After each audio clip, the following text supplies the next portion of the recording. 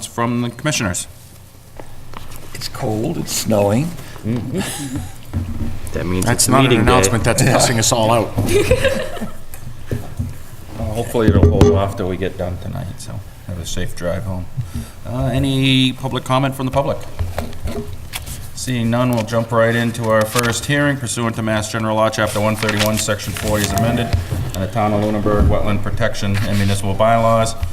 We will hold a hearing for a request for determination by John Harrison of 205 Sunset Lane for the replacement of a 16-by-4 rolling dock at 205 Sunset Lane. Mr. Chairman, at the applicant's request, he would like to continue until the March 6th meeting. Okay. We have some additions that we're going to put on his plan. I talked to his surveyor actually this morning, Rosemary, Yep. and told her what we needed. She's going to put it on. Okay. In reviewing, I did see the plan was lacking data. The only question I did have, Matt, is the stairs part of the proposal? No, Okay, the stairs are existing. just the stairs aren't existing, and I told him that was removed from the proposal. Okay, so it's gonna be removed from the plan? Because Yep. it's not in the application? It's not in the only application. dock. Nope. Okay. Nope, that was a very specific item we went over. He wanted to talk to you guys about maybe doing a set of steps that are wood, that are just placed on it. Yep. And I said, he can ask you guys, but it won't be part of the decision, that once he makes up his mind what he wants to do, then he can come back with another application. Okay. So at the request of the applicant, I will accept a motion to continue. So moved. We have a motion and a second. Any other discussion? All those in favor of the motion say aye. Aye. Moving forward, pursuant to Mass General Law, Chapter 131, Section 40 is amended in the Town of Lunenburg Municipal Bylaw. We have a hearing for K&E Realty Trust, a notice of intent at 5 Electric Ave for construction of an addition to a commercial building within the buffer zone at 5 Electric Ave. And who is here for K&E? All right, the gentleman would like to come forward.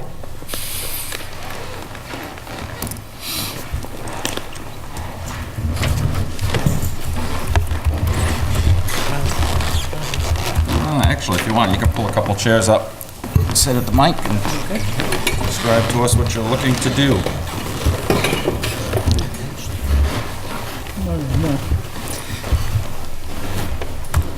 Yeah, we're looking to put an addition on. I want to say it's 34 by 20 feet to add kitchen prep area, Okay. a new cooler and freezer. The existing freezer and cooler that's inside the building now will be become also prep area for the restaurant. Pete Pelletier Brothers. Right, question I have, in looking at the plan, the proposed addition is within the 50-foot no structure and the 30-foot no disturbance. Would be one question I have. It looks like a fair portion of it is in the pavement that's already existing? Is that Correct. Matt? Correct. Okay. Did anybody get a chance to go out on site review? Yeah, Mr. Chairman, just, I was, after the site walk, I was expecting an updated plan. Is there an updated plan? I haven't received it yet. I did put in the request, Yeah. just hasn't been received yet. So, because what we're missing is a lot of the other stuff that's there, some grease containers, and there's a number of containers that are not shown on here. Okay. So the plan shows the existing dumpster pad, and there's a dumpster within it, but there's also a dumpster for recycling that's outside of the pad enclosure. There's a grease trap that's outside of the pad enclosure. And it looks like, based on our site walk, the proposed cooler is on a portion, I guess that would be the, trying to get my direction here. Yeah, here's the pavement. So if there. plan up is north, then it's the northeast corner of that cooler is on a portion that is not paved at this time, adjacent to the dumpster pad and adjacent to the existing pavement. The other thing So they're expanding into existing permeable areas.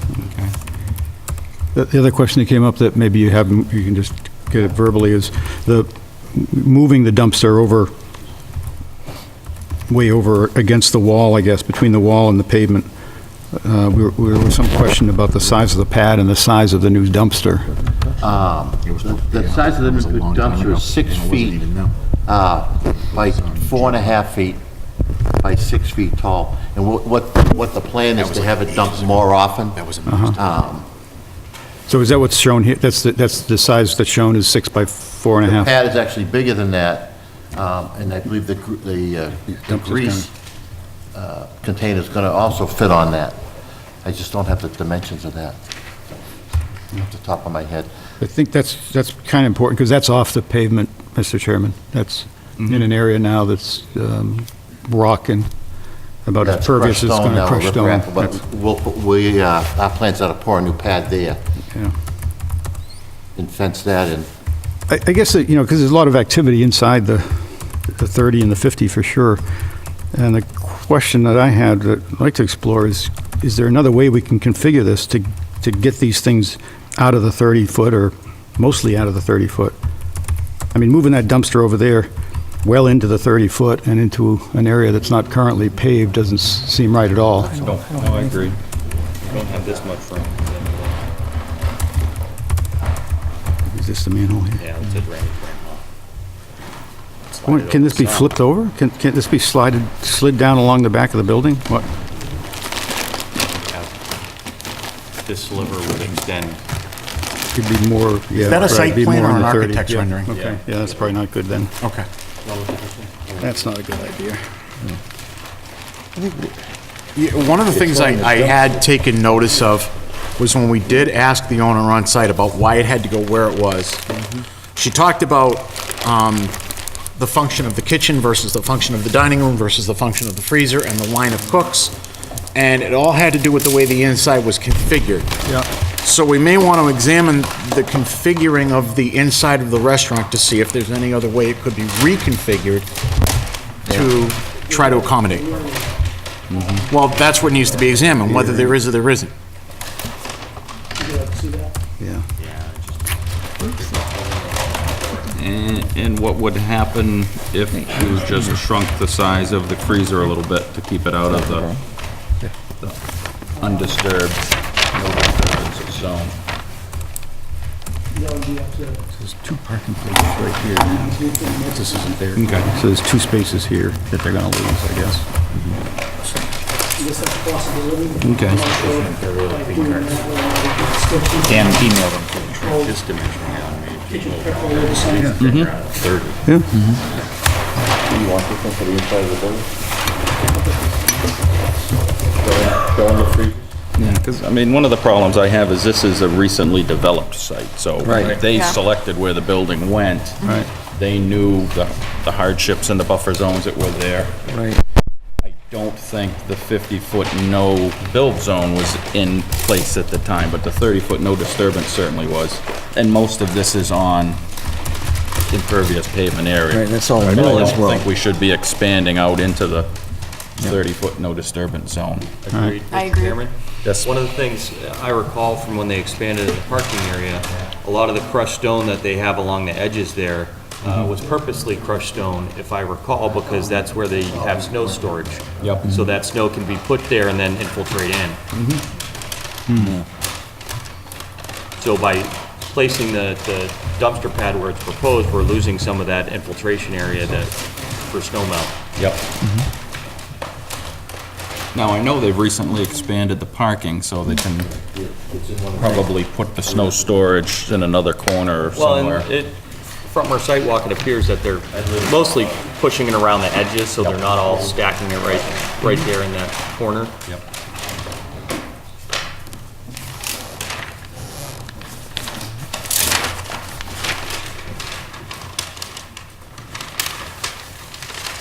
Yeah, so it's the corner of the, addition that's in the 30-foot zone.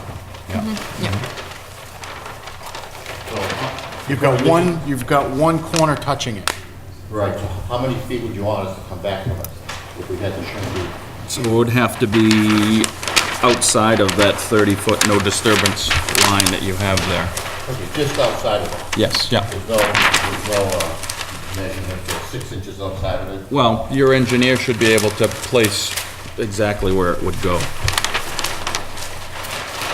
But it sounds like that's pretty much the feeling of the commissioners present, to keep it out of the no disturbance zone.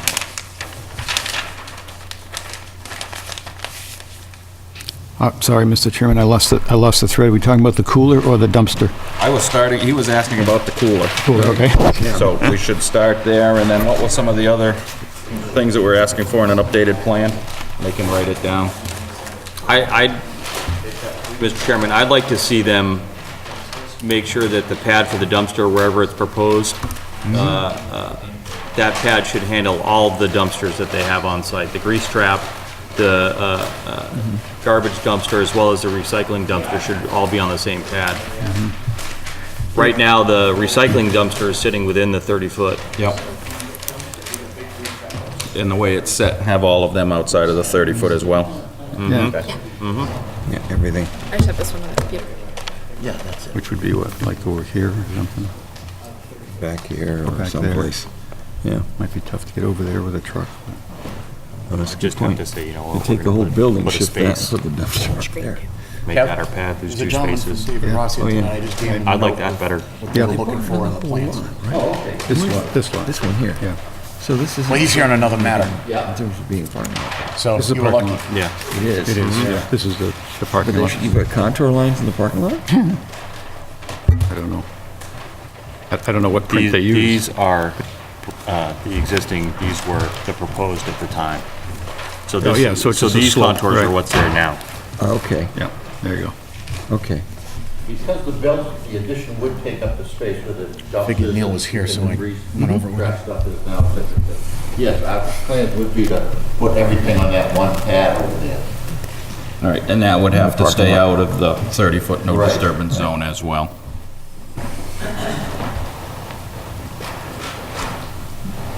All right, so we have moving the pad out Pull of 'em the up here, 30-foot. We have moving the Right now, proposed the pad, addition there's out of that the jog. 30-foot. They like it there. Just shrink the, The question is, why do we? Yep. Well, and you may be able to shrink it against the building and elongate it a bit to at least get the square footage in there.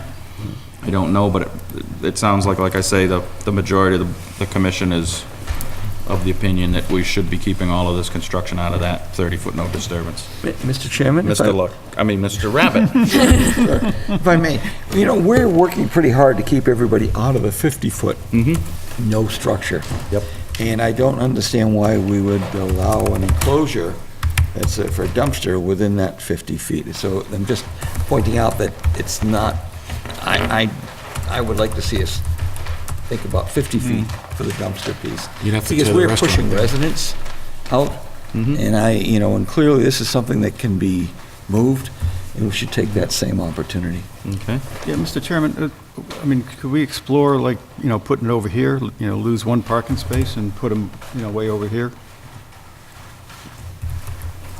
In the corner of the parking? Okay. Yeah, it's over here. In the corner, right there. Green space by the island. That'd be about 50 feet. yeah, and we could also, Kim said also we could move it if need be up into the corner of the new parking lot. That'd be Okay. even better. Move what? The dumpsters. Ah, okay. So have a The dumpster problem there is that enclosure. we're so far away, and Yeah. we're trying to get the help closer Right. to be able to work with it, but Yeah. So you would put it just in the corner, go out the kitchen door, and put it against that first wall? first, yeah, in the first So, parking space. right here. Okay. Yeah, right. Right there. Right. Yeah. Right there. exactly. Yep, okay. That works for me. Yes, we are. Right here, right there. Great, Back there.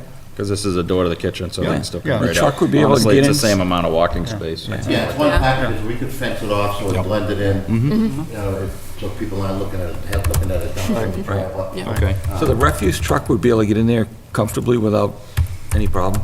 Well, he's gonna come in his no cars, that's Oh, the big okay. thing. So he could Yep. drive around, when he pulls in the parking lot, he would go right up to the new parking lot. Uh-huh. Okay, come down Okay, around the corner, and then he'd be back, you'd have two gates open like this, have him back right into that parking space, hook onto it, dump it. okay. Okay.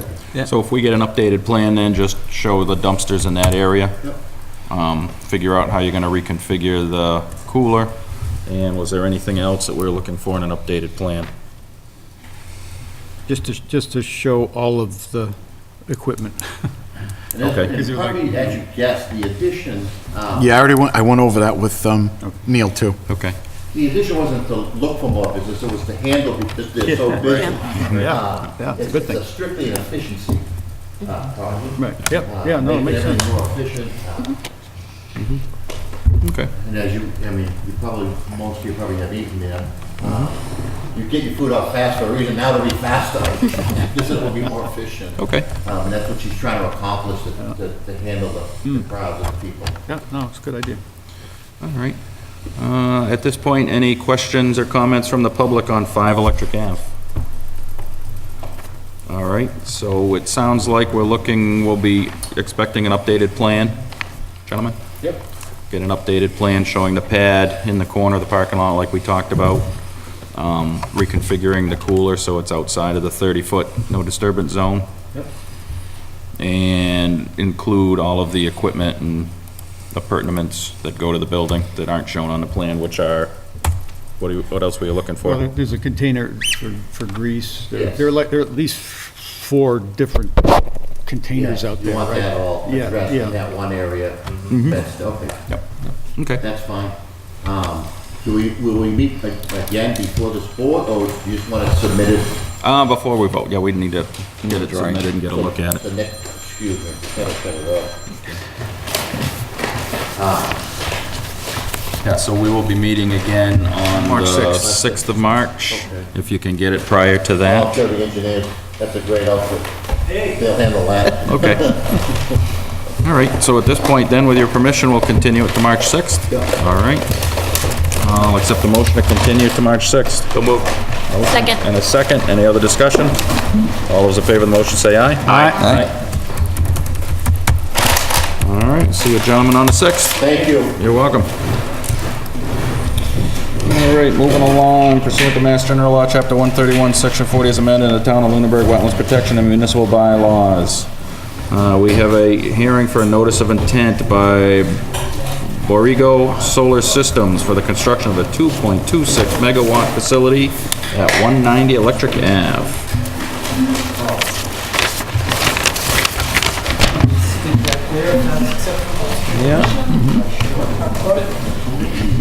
And do we have any smaller ones for submission, or, I see Carl's got one. I got one from the walk. Yeah, Sure. a couple. Right here. I got 2. You get 2? And there is a pause. So to Katie? There's a pause button.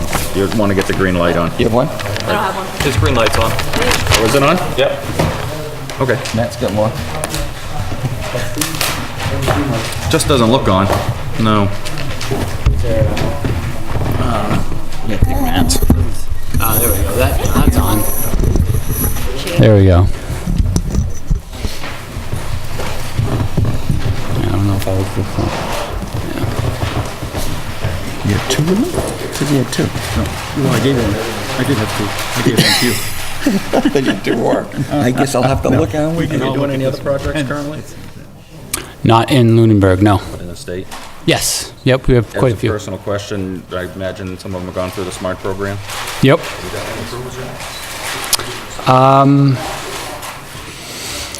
I believe we have, yeah. Just because I've got one in and I haven't heard anything yet, so. Yeah, that's, I wouldn't, I'm not in the department that would hear back immediately, but I think we have. Okay. But I could be wrong. No, that's good. I can look at We're Carl's. still waiting, Yeah. so. They Yeah. kind of told us it'd be sometime the end of December, the 1st of January, now we're It- halfway through February. Yep, keeps getting pushed. Yes.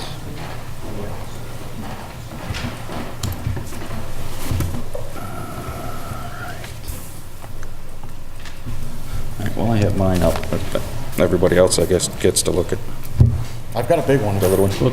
And I And we have yeah, I brought this color. So, just a little quick background on the project. It's about 2 megawatt solar energy generating facility proposed for on Electric Avenue. It is currently going through the planning board, so we're in the process of working with them. We had a site walk this Saturday. I know Matt joined us with the planning board and conservation commission. And basically what we're proposing here is the dark green area. So currently this is a wooded lot. It's been kind of changed hands, logged periodically, so it's a little bit of a mess. But the light green area is going to be cut within the fence. So the fence is the red area, the red kind of polygon there. We will be grubbing, so removing the stumps outside of there. That does go into a bit the 100-foot buffer, but we do not extend into the 50-foot buffer with the grubbing. There is outside of the fence, that light green area, that's tree cutting. No grubbing outside there. That does extend, the proposed plan does extend into the 50-foot buffer, but not the 30-foot. So the 30-foot buffer, or the no-touch buffer, remains intact with the proposed plan. The only areas that we are going within there, and the only actual wetland impact, is that stream crossing, which is actually existing. There's a kind of a logging road over the wetland in that area. Right now it's timber mats, basically, so we'd be pulling those out and installing a proper gravel access road. So the timber mats were not removed from the recent logging operation? No, they're still there. There's still kind of a somewhat of a crossing. Yeah, so we can notify the Oh, I already know forester. who did that. All right, we'll just notify the state forester that they did not finish and close out their plan properly. So we keep an eye. Sorry. No, that's all right. So yeah, within that crossing, that's going to be the impact. It's approximately a little under 1,000 square feet. So to mitigate that impact, we've proposed a wetland replication area, which is kind of the southeast area, or southeast of the system. We've identified a flat area adjacent to that existing wetland that we propose to replicate to offset that wetland impact. And you cover the 2-to-1 Correct. requirement? Okay. Yep, exactly. Yeah, so the impact's slightly under 1,000. The wetland is around 1,900, yeah, square feet. Yep, yeah, 1892. Yep. We just haven't seen it.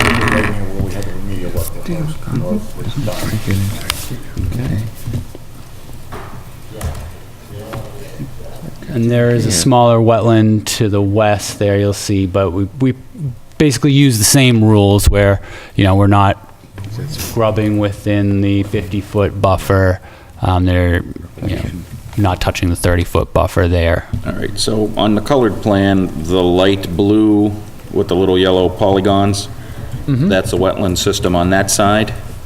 Correct. And then it looks like we have a wetland system on the west, right along the Yep. easement, the power line easement. Exactly, yep, correct. Those are the only two systems on the property. Yes, yep. The wetland delineation report, which we submitted, was done by Prime Engineering. Those are the only two at the end of, that they flagged. All right, and what do we have for regrading on the site? So the grading is proposed. It's a little hard to see on this plan, but we are proposing to grade the site, basically just to smooth out some of the areas. The racking that we install has a maximum slope tolerance of 20%, and there are areas that go, 25, 30, that we're mostly just smoothing out to meet that 20%, make it more consistent. So it's not, no significant areas of cut or fill. I think the max is like 7 feet, but mostly it's just that consistent grade that we need for the racking. And it is balanced, so, we're not importing or exporting any material. Okay.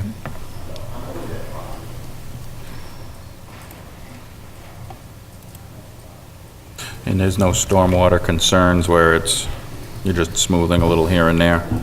Doesn't look like you have a tremendous grade anyways. Yeah, so like I mentioned, we are working through the planning board, and Graves Engineering has been reviewing the plans. So we'll be putting down wood strand berms, around the perimeter as well as along the slope to mitigate any of those.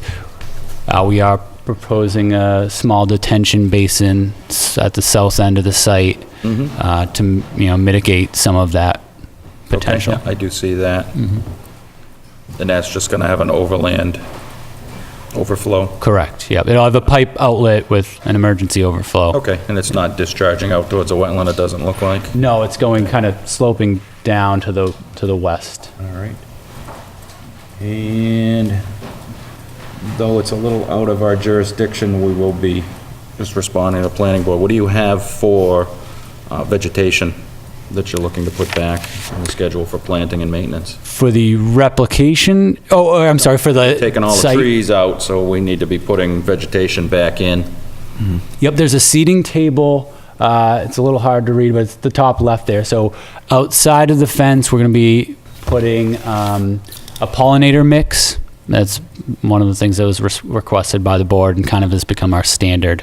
So that's outside of the array. Within the fenced area, we apply, it's a solar farm mix. Which consists of? Fescue. Yeah, Personally, I recommend a 50-50 mix, white clove and fescue. I'd rather see you do that. we would be totally amenable to that. Really the only concern that we have is to make sure it doesn't grow, shade the array doesn't go, above 5 feet, but I think, And fescue won't do that. so that we'd be perfectly happy with How high off the speccing ground that. to the bottom of the arrays? So the leading edge is at 30 inches, 30 inches, and then okay. it slopes up from there, so the back is around 8 feet. Right here. Mr. Chairman? Mr. Luck? Maybe, it looks like there's, and I know from the site walk, there was talk about some changes of where you were going to clear up towards the houses. And there was a row of trees shown originally, which has disappeared. So maybe you could talk about what's going on up there. Yeah, definitely. So what we just recently resubmitted based on the site walk. So that kind of northeasterly strip is going to be a selective clearing area where we have proposed to only clear or only cut any trees over 25 feet because those will be shading our array, nothing else. Everything less than 25 feet will remain. And any tree that is cut, it's actually a fairly limited number of trees in that area, but anything that will be taken, we're going to replace at a 2-to-1 ratio with evergreen planting. Right, good, thank you. Yeah, 'cause it's kind of sparse up there now. Is And it? there's only a few trees that are as large as you're saying, and so it won't be much cutting at all, I don't think. Outside of the fence on the east-southeast where it borders the wetland system, are you grubbing all of the stumps out, or are you just cutting the trees and leaving the stumps to regenerate? Just cutting the leaves and leaving the stumps outside of the fence. Okay, so outside of the fence, all of the stumps will remain, you're just taking basil prune them? Let Exactly. them grow back up, and then in 20 years or so, go back through, or just Yep. limited prune as needed? Exactly. Okay. Yeah, because we did have that on the last project we did, to leave all of that in place, to try to slow down any erosion that may take place outside the fence. Yeah. Okay.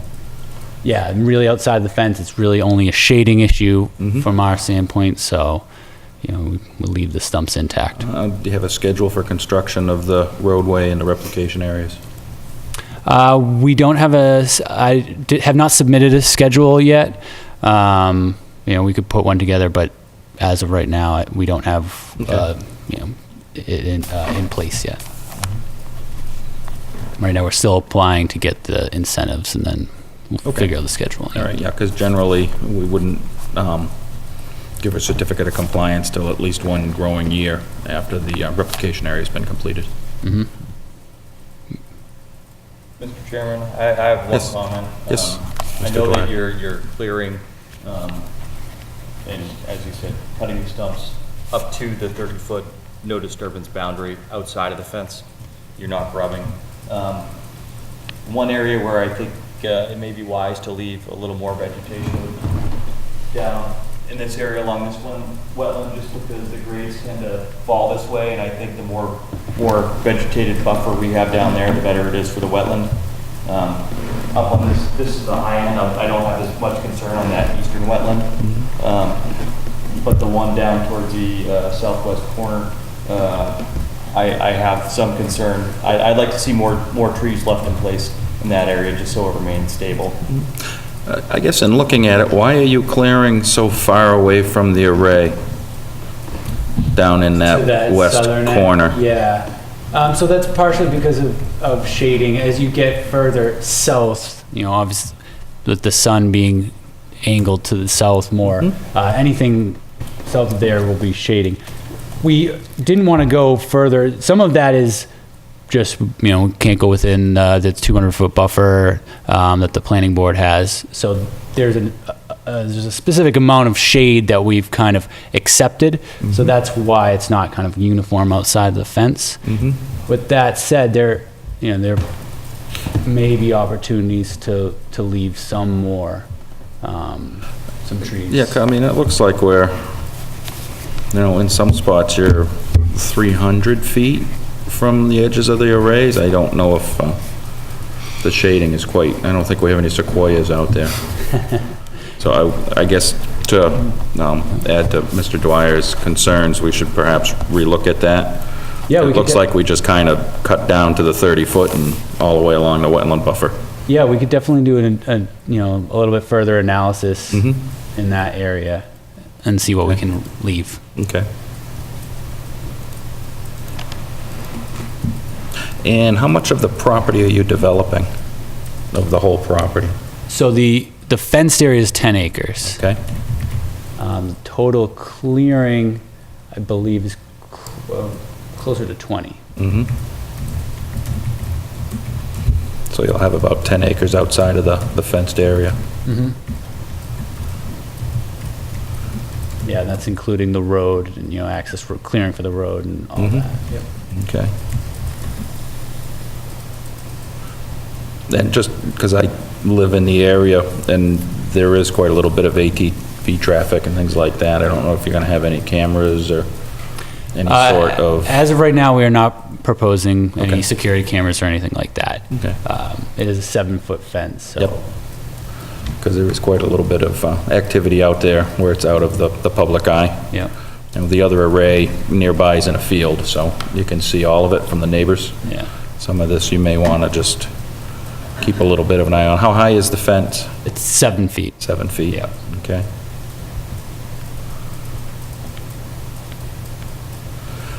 All right, at this point, are there any other questions from commissioners? All right, well, I'll open it up to the public. Any questions on 190 Electric Avenue?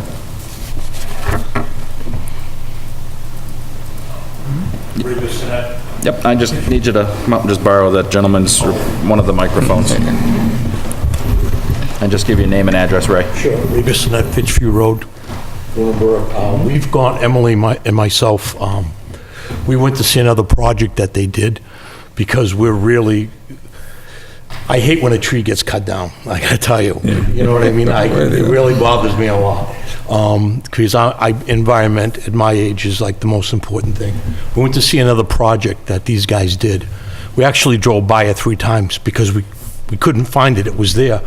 But because of the way that they blended it in, with the existing landscape, it never showed, the directions of the panels and everything. And I don't know if you gentlemen, you probably have gone down there and you've looked at that land. And I'm sure you all know that the previous owner basically raped that land. It was so beautiful at one time. And I think the only way that this project can get it back in somewhat Better shape. and by better shape, because the way it sits now, it's you walk back there and it breaks your heart. You know what I mean? It's just, and I agree with what you said about, I don't think you can have too much plantings, whether it be smaller trees or ground cover or anything. You don't want anything going into that river, because even now, it's very, very high. It's very high. The water table's really high. And we've got a lot of little tidal pools in there that have a lot of, marine life and frogs and turtles and everything, which, believe me, we don't want to disturb. So I think that for this particular parcel of land, okay, being an environmentalist, the best way I think that we can try to get it back to where I think we'd all like it to be, would be probably solar panels. So we're total in agreement with this project. And I know that you people on the board will make sure that they do what is ever necessary to get that back as much as possible to protect the wildlife and protect the environment that it used to be at one time. So thank you very much. Thank you. Thank you.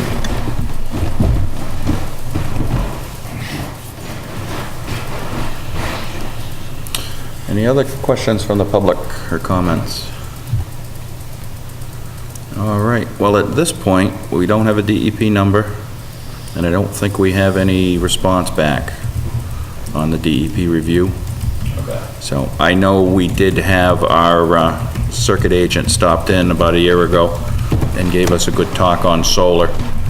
So I just want to review what she had said as far as the grading and the seed mix going back in. Just to review a couple of her comments quick, and where we don't have a DEP number at this point, we would have to continue anyways. Okay. So we can't move forward with anything else. Still in front of the planning board? Yes. Yep. Yep, we'll be there on Monday, so. And I think Matt just mailed out Graves' report to everybody, I just so saw it right that'll give here. us a chance to review that. So since we're waiting on that anyways, if it pleases the commission, I'll submit a revised plan set with seed mix and tree line adjusted, some of the other things that we talked about today. Yep. And then, hopefully we'll be in good shape for next meeting. Okay. Yeah, and just be aware, at some point when we go to close, I'll just want some sort of schedule of when we're gonna be in there, when we're gonna be doing the replication area. I will. Make sure when you revise those plans, you email a PDF over to Judy Schmidt over at DEP. Okay, thank you, yeah. Mr. Chairman, was this the Graves report that mentioned the desire to have more contours? I have not read it yet.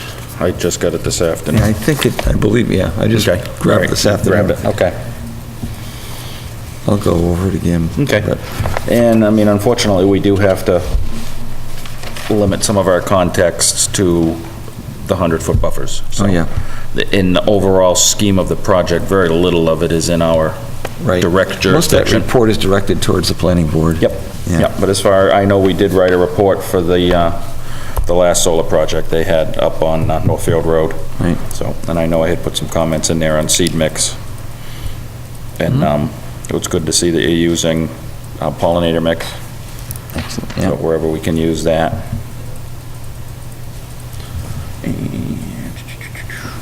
I think that is all I have to comment on right now. 50/50 white clove fescue, it will also act as a pollinator in the interior part of the solar project, which is one of the reasons why they're being favored so heavily. It's been also recommended from DEP as a Great. decent mix. 50/50 white clover, I will make sure we have that.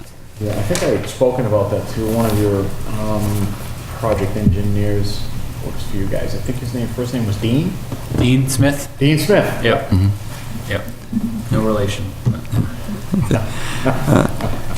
Perhaps, Mr. Chairman, just to help along a little bit, my notes, we mentioned that we're going to go to a 2-to-1 ratio. For every tree you took down, you replace it with an evergreen. The stumps are going to stay outside? Yes. Outside the Okay, fence, and yeah. we're putting together a road access replica, we're going to give some drawings on the road access for the replication area? Did I get that right? No, we have it. Okay, I thought you didn't have it submitted, but if we do, okay. Yeah, there should be details on the, Yeah, on there's- the On the- road there's on construction that? and the Yes, there are Okay. details Replication. for the replication area. And you're going to go back and take another look at the, leaving an additional area with regard to allowing the trees to stay Yeah, in the lower and that's left corner. south, yep. Yep, the That's southwest corner. So, yeah. Definitely, yep. Oh, we had anything else?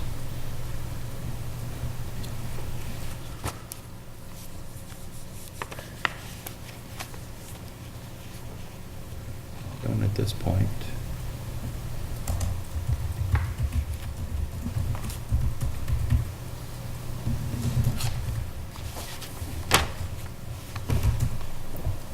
How is the main roadway gated? Just at the entrance to the array field? Yes, yes, along that fence will be a vehicle gate. Okay.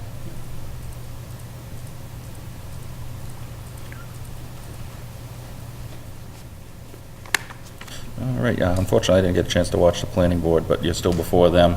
Looked like you had a little work with some of the neighborhood Yep, and the buffer zone and, yep, we had to do some outreach there. okay, And we'll be in front of them on Monday. okay. All right, so at this point, I guess with your permission, we will entertain a motion to continue. Yes, sir. At this point, we'll continue to March 6th, and if we have everything ready, we can keep moving. If not, just request a continuance through Matt. Okay, sounds good. All right. So moved. We have the motion and a second. Any other discussion? All those in favor say aye. Aye. All right, thank you very much. Thank you. Thank you. Do you need the green cards? Yes. Thank you. All righty, moving forward, pursuant to Mass General Law, Chapter 131, Section 40 as amended, in the Town of Lunenburg Wetlands Protection and Municipal Bylaws, a public hearing on a continued notice of intent for Nancy Bell for replacement of existing retaining wall at 50 Fire Road 19.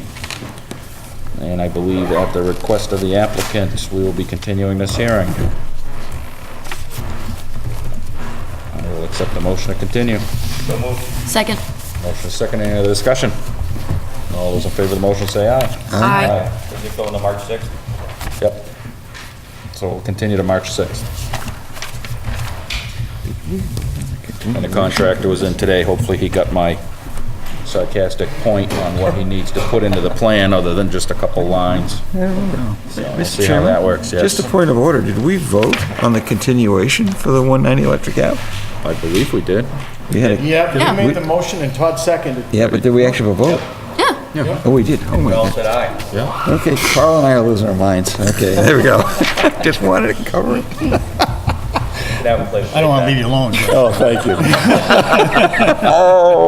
All right, moving forward, pursuant to Mass General Law, Chapter 131, Section 40 as amended, the Town of Lunenburg's Wetlands Protection and Municipal Bylaws, a public hearing on a continued notice of intent by Daniel and Jean Proctor for the amendment to an existing order of conditions at 380, 390, 400 Electric Ave for relocation and construction of a new building with parking and vehicle maneuvering areas added. Good evening, gentlemen.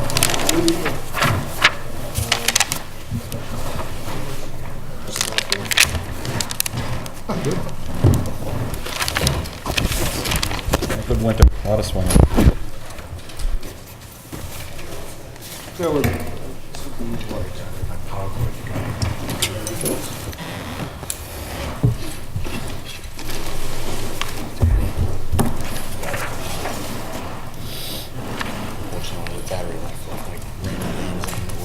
How you doing, Danny?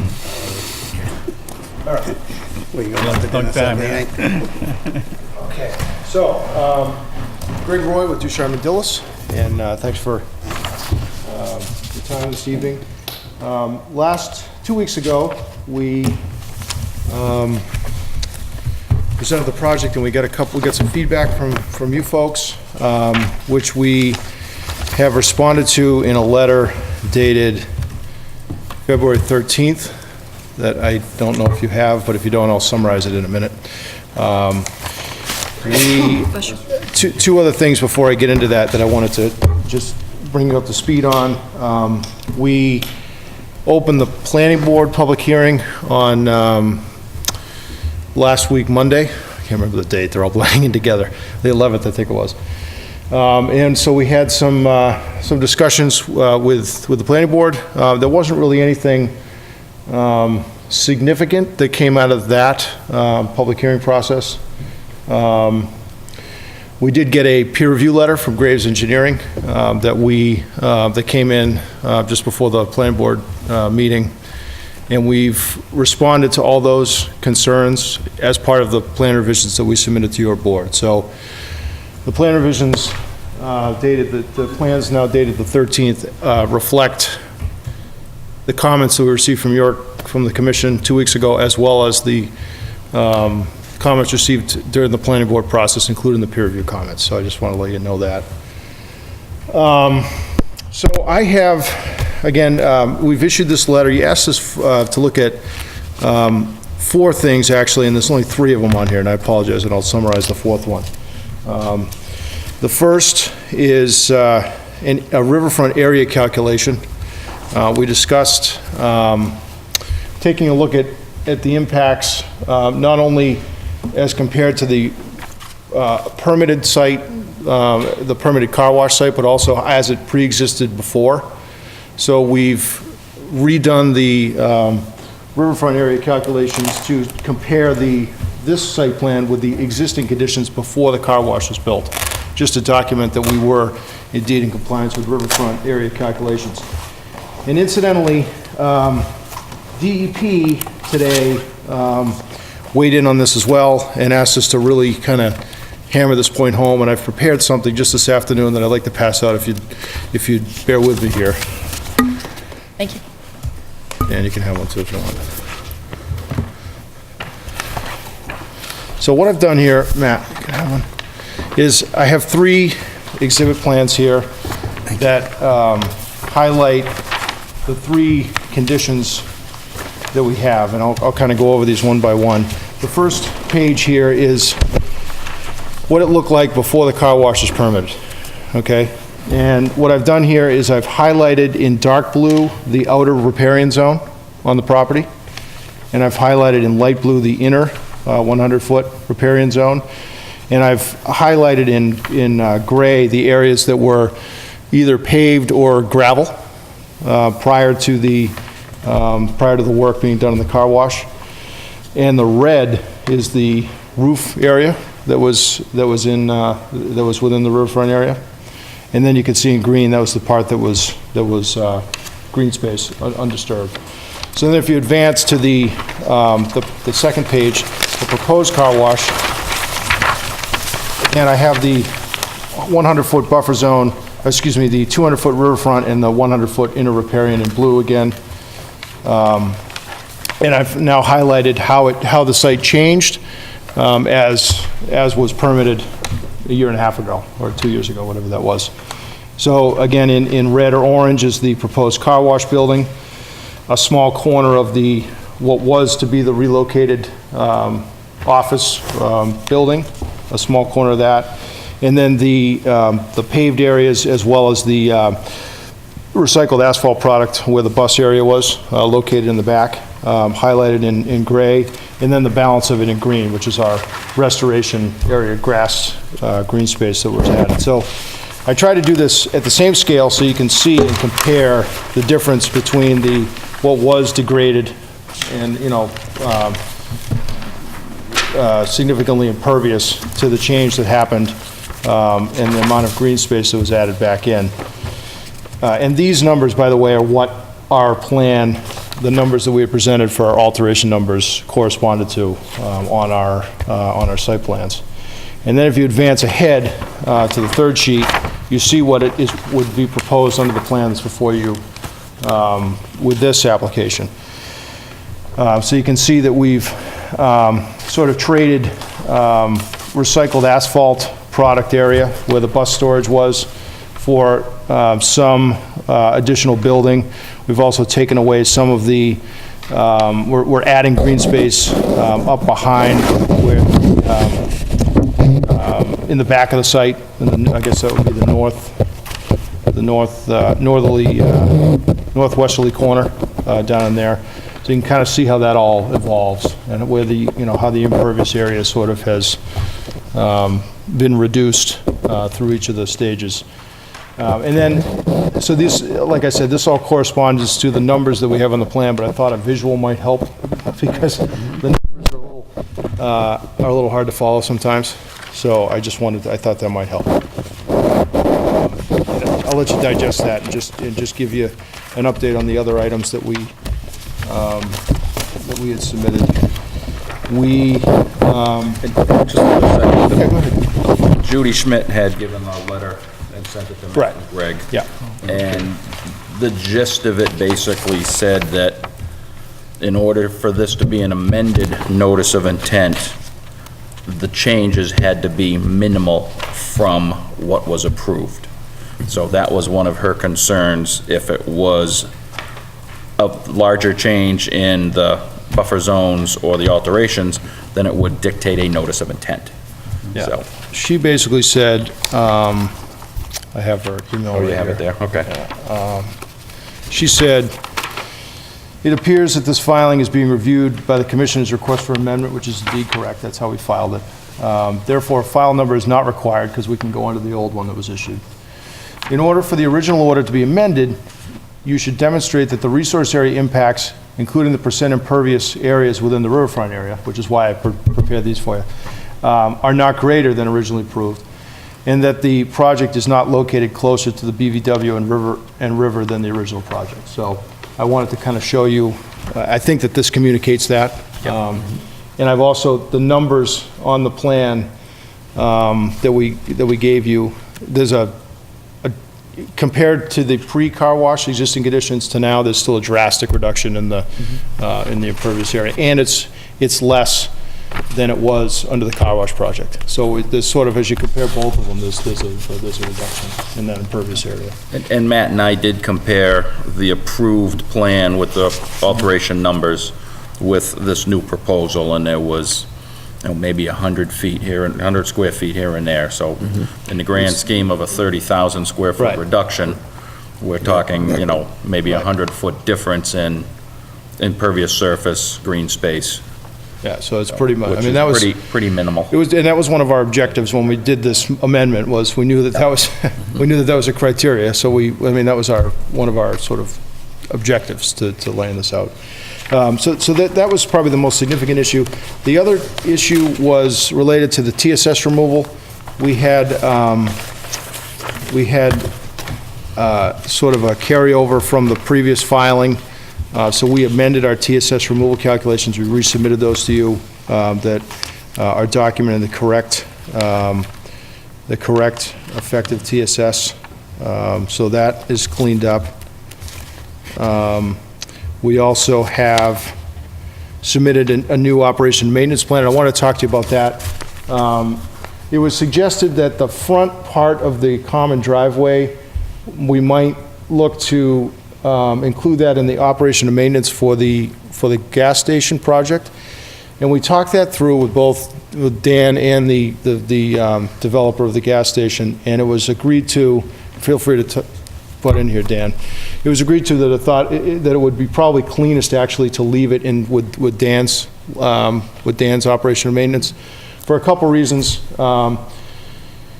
One is it's on his property, so it's just kind of cleanest from an O&M standpoint.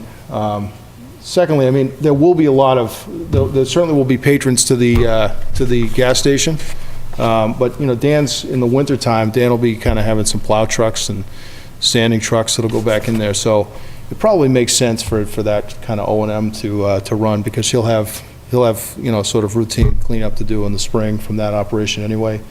So it made sense to both the applicants to keep that. But I wanted to let you know that we did consider it. I know it was a direct, so. So you're just gonna mirror the O&M for the sweeping that they have in the store with the roadway, so. Yeah, and so we've added that in. Yeah. So we gave you that updated O&M. Okay.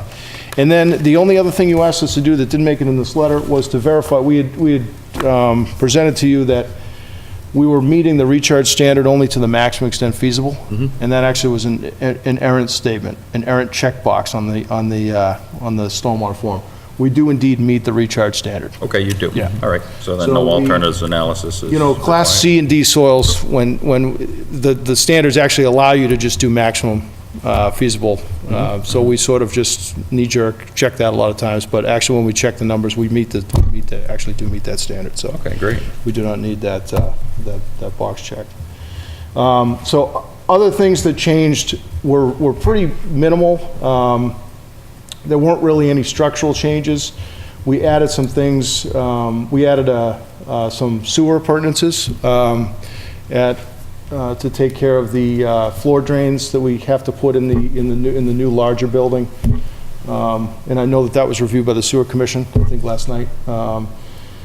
And we did a few additions to the existing stormwater basin by way of improved another 4-bay area for some pre-treatment through the, to Okay. address some of the peer review comments. And then there was a lot of sort of cleanup, housekeeping things like, some detail changes that were made and things like that, but there weren't really any structural changes other than what I just addressed.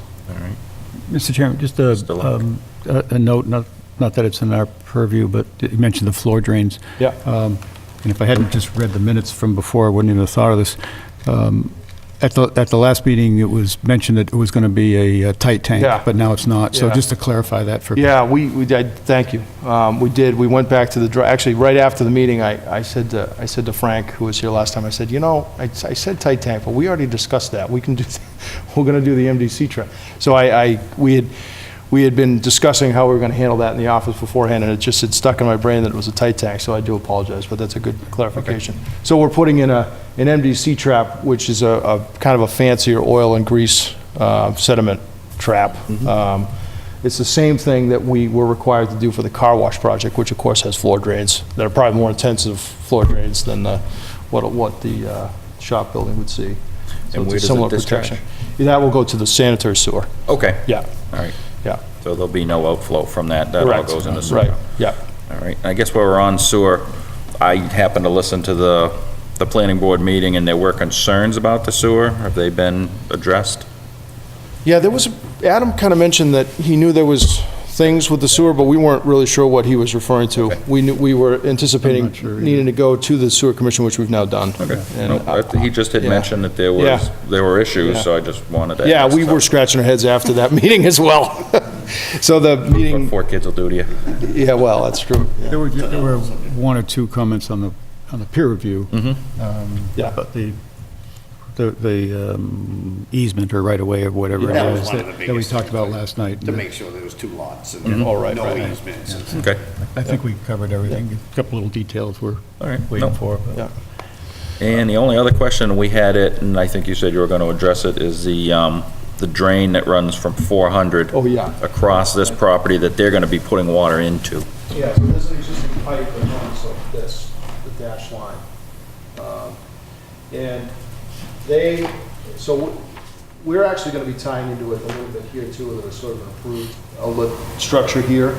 But the point is, they're gonna be using that pipe so that they needed to find a discharge point across our property. And so rather than putting in a new point source discharge, they looked to see if they could reuse that existing pipe, and there is adequate capacity in it. So they're tying in both of their storm drain appurtenances. So they have one infiltrative open bottom system back in here that collects the roof and the areas that aren't near the gas fueling islands. And then they collect the runoff from around the canopy area that could potentially have some impact with gas. And they collect that in a closed bottom system, just for detention only. But the outlet to both of those systems will drain into that line and then out. But they've done the calculations to show that line can handle it, and they've matched all of their pre- and post-developed runoff conditions. So there's none going into the line that runs under Electric Ave and over? I thought he actually- had said he had some going into that as well. There's some there localized in the front, but they actually, one of their design objectives in hearing from Jack Roddicklands that, sometimes there's historically been some capacity issues with that line. Perhaps because it's a real flat slope and it gets some sediment in and things, but be that as it may, they actually looked to try to relieve the strain from that. So there's a lot more existing tributary area to that line than they're actually proposing. So they actually looked to add enough detention on the site so that they could put it into here and get everything to balance. Okay. Balance all right, so that was one of their objectives. So just so the outflow of that is basically a pipe. There's nothing, there's no treating or leaching or anything on the outflow. Right. Okay. Yeah. Well, it's treated through the catch basins and the detention It's basin. going to get a lot better treatment now, actually. It's because not just there'll be the systems that they have in open place, flow. both will add the 80% TSS to the system.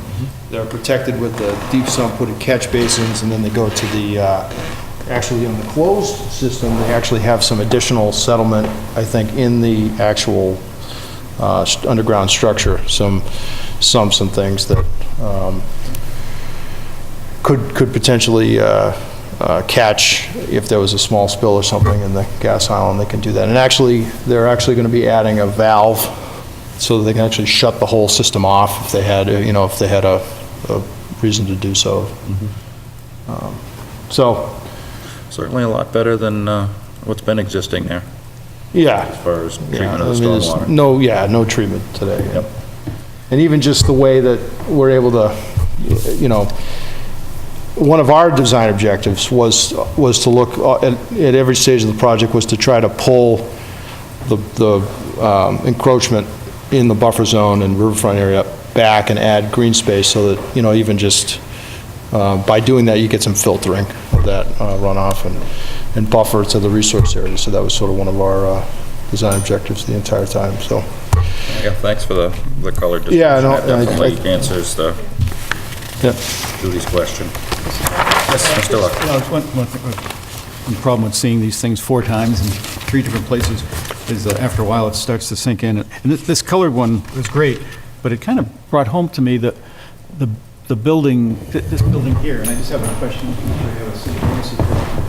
Particularly this building here, which is now almost completely in the riverfront.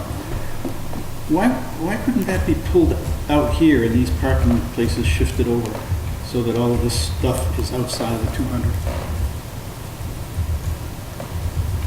It's just, I don't know. I don't know if I have a great answer for that. I mean, I think that the parking in front of the building kind of works with what Dan's looking to kind of provide. I mean, Yeah, it's not so much parking that you can't walk. Yeah. 3 spaces. Yeah, I mean, Yeah. It looks like it wouldn't be that tough Yeah. if we're going to infringe upon anything out here to get the heck out of the 200 Yeah.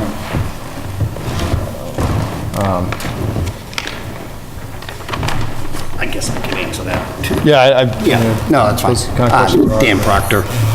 Really, the biggest thing, Kyle, is the building, like he said, parking in front is critical for customers. I need handicap spaces, I need 2 handicap spaces, so that really has to be in front of the building. Then we also have the roadway, so we're trying to get traffic to not be backing out completely in the roadway, so that's why we tried to move everything as far forward as we could.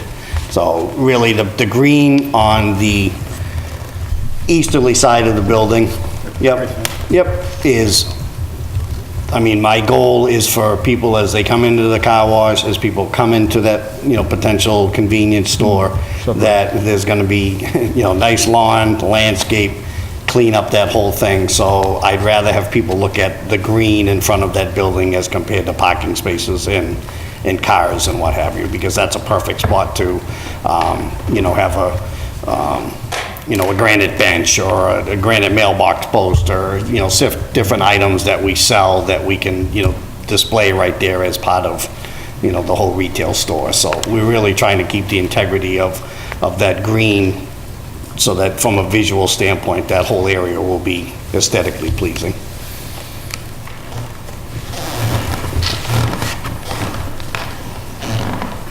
I hear you.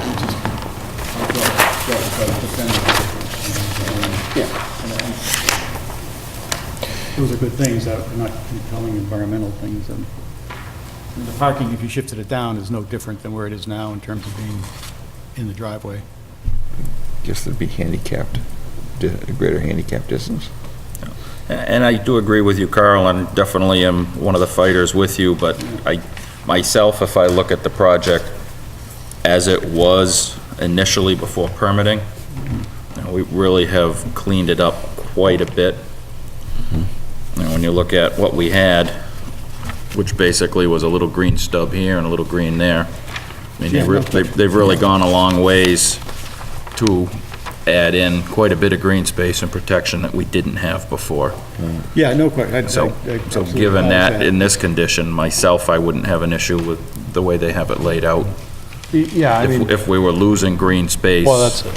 that would be a little different for my argument. Certainly not trying to push the, we're not trying to push the envelope there. I think the answer to the question, and Dan probably answered it, is just we think that functionally that works. I mean, if there was a regulatory stumbling block that we had, we certainly would have had to look at it. But I think the project as we've laid it out, I think fits within the regulatory framework. And as Rich said, we're certainly not trying to push, you can see from these sketches, we're not trying to. Gained a lot of ground. A lot of times I work with developers who, well, I've got pavement all the way up there and I don't want to give an inch, and Dan just wasn't that type of customer. So, I think that every step of the way, we're really trying to, be sensitive to pulling back, those degraded areas. So I guess the next question's gonna be, what's your schedule for construction? I think Is it- So. Probably tomorrow. Approval from this board. Seriously. Approval from this board, approval Monday night from planning board, then my building permit application has already been submitted. Okay. It's basically waiting for, Sign-offs you're from- okay, Yep. planning board's okay, and Okay. then literally I'd like to start, next week if possible. I think we might have staked the building already. And Basically, what's gonna happen, I mean, my whole, timeline is get the foundation in for the moving of that red building. Yep. Because I'm temporarily gonna put everything over in the old Sky Cycle Yep. building. Move the red building, get it back on the foundation, move everybody back there, then construct that garage, then. what is the gas station? So he is about 2 to 3 weeks behind us. Okay, He's not gonna make the planning board meeting on Monday, Right. so he's hoping to make the meeting of the Okay. 4th. Yep. Then he still has one other the selectmen. So he's behind me, 3 weeks maybe. Okay. But basically what happens is, once I close with the developer, then I have a 2-week time period to take the old Sky Cycle building down. okay.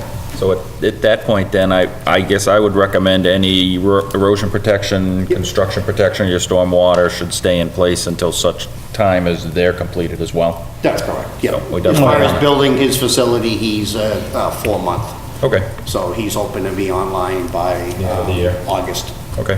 yeah. All right, so yeah, that would be my only recommendation as far as any of your erosion protections and stormwater system. Keep it in place, yeah. Keep it all in place until such time as That's fine. everybody's online. Yeah. Right. Then give it a review and any cleaning that needs to be done, and And we'd like to do the same thing again in front of the, that whole Easement stuff, just talking about sod, all that. Yep. Sprinkler system, sod, get that looking good immediately. it's all fun and games till you gotta mow it. Having put in an acre of it. Yeah. Yeah, Town trucks come and just kind of, yeah, let's just push it right up. Yeah. So I got some sod to sell. Yeah. All right, any other questions from commissioners? Any questions from the public on 380, 90, 400 Mass Ave, or Electric Ave? Damn, we gotta clear out our room, huh? Yep. Did that answer all of your questions, Matt, as far as the riverfront? Very much. And I think that's a pretty defendable position to Judy at DEP, as that goes, so. All right, answered all my questions, so at this point, unless there are other questions or comments, I'll entertain a motion. yeah, sure. Sorry, and it was just this afternoon that we got the comments, so I'd like to get them to you ahead of time, and I just didn't. Appreciate that.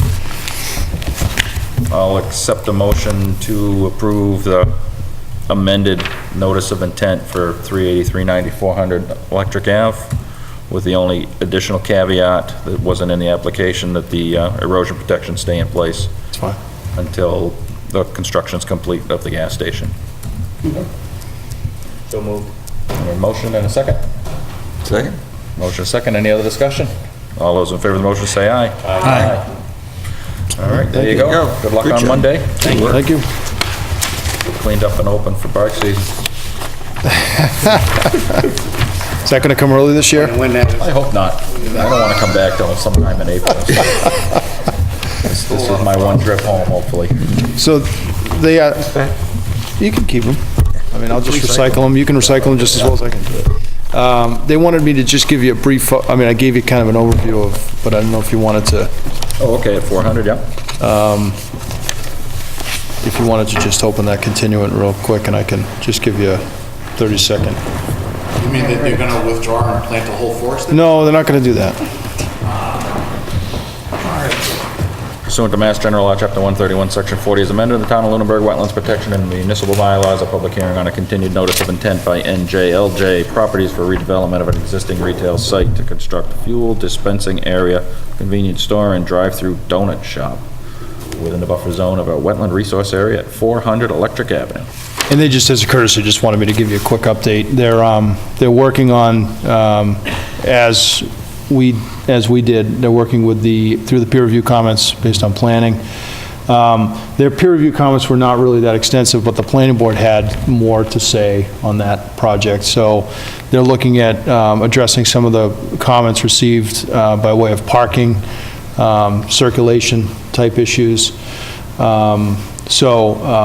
That's why they've asked for the continuance this evening. So just wanted to let you know they're certainly still working away. They weren't able to get things submitted, revised and submitted. They also are doing a traffic study, which will take a little while. So just wanted me to give you an update.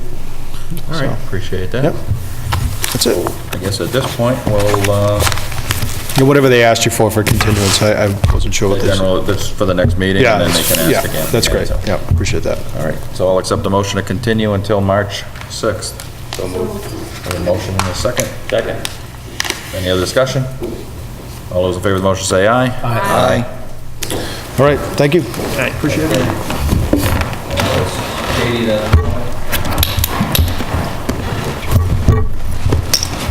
all right. And we'll take a moment to jump over enforcement and go to new business. Which is Neil Gorman, David Ross and Associates Land Acquisition Proposal. Saliba, Northfield Road, 994. And I did ask a member from North County Land Trust, Jassy Bratko, just because they have lots of experience in land acquisitions and grants and things like that.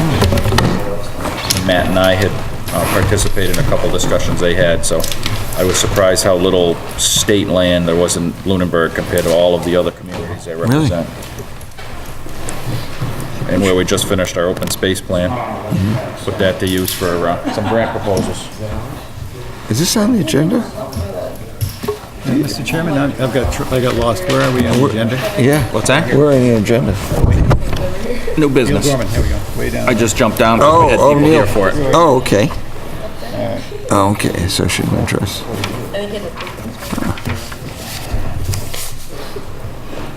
Time for see my eye doctor tomorrow.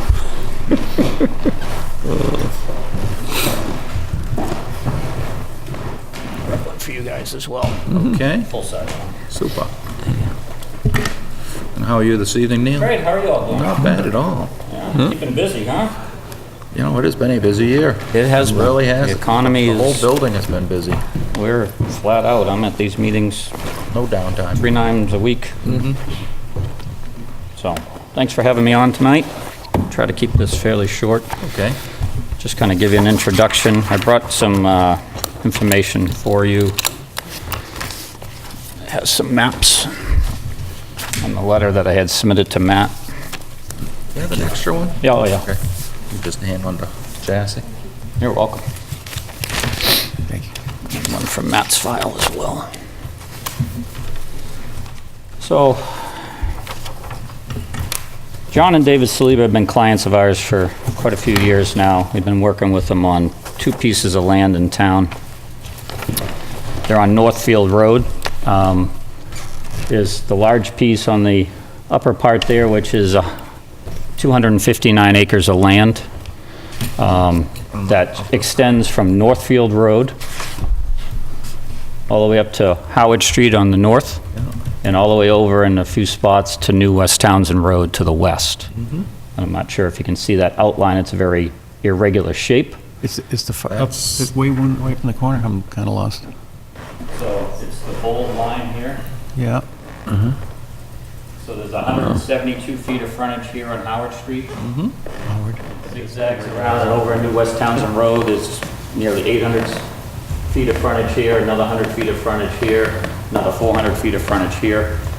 And then it comes back and around. This is the Settlers Crossing Solar Project here, Settlers Crossing Golf Course here. Got it, thank you. And then it comes back down to Northfield Road where there's approximately 350 feet of frontage here and another 193 feet of frontage on this side. The green areas indicate the areas of wetlands that were flagged back many years ago when this project was in the hands of the Maplewood Golf Course owners. So we had that data back from some of the engineers that worked for Perkins Company at that time, who then came on board with Ross Associates back in the early 90s. So this is not an exact delineation, this is just for discussion purposes at this time, but it's a good indicator that's where wetlands were back in those days. An important item to keep in mind is this is Stagecoach Road. The dwelling on this property existed way back in here, number 994 Northfield Road. There was a house and a garage. There's utility poles that run all the way out there. There is a dwelling here at 916 Northfield Road that uses this old Stagecoach Road to get there. So it's our understanding of the town that Stagecoach Road is not a town road anymore. It is a kind of a decrepit paved road that goes all the way out to that old dwelling. And then it does stop. But thereafter, there's numerous trails throughout this 250 acres. I've walked some of them, not all of them. There's an AT&T or a utility easement that cuts across the property from New West Townsend Road all the way over towards the Pierce Tree Farm, which is located off of Chase Road. So there is this easement that runs across the middle of the property. Is there currently utilities on it? There are some posts out there marking out. I think they're buried, not above ground. Okay. So, indicating where those are located, but, so it's a large, very large piece of land that is in the zone of recreation here in town. It's already zoned recreation back from the days of the ownership of the golf course. And a couple of the maps that I included in your packet there. The first one is just the basic GIS map showing the highlighted area where it fits in the town. The assessor's card, which shows the old house that used to be out there. Again, that has been removed, so there's no danger or anything of a falling down building out there.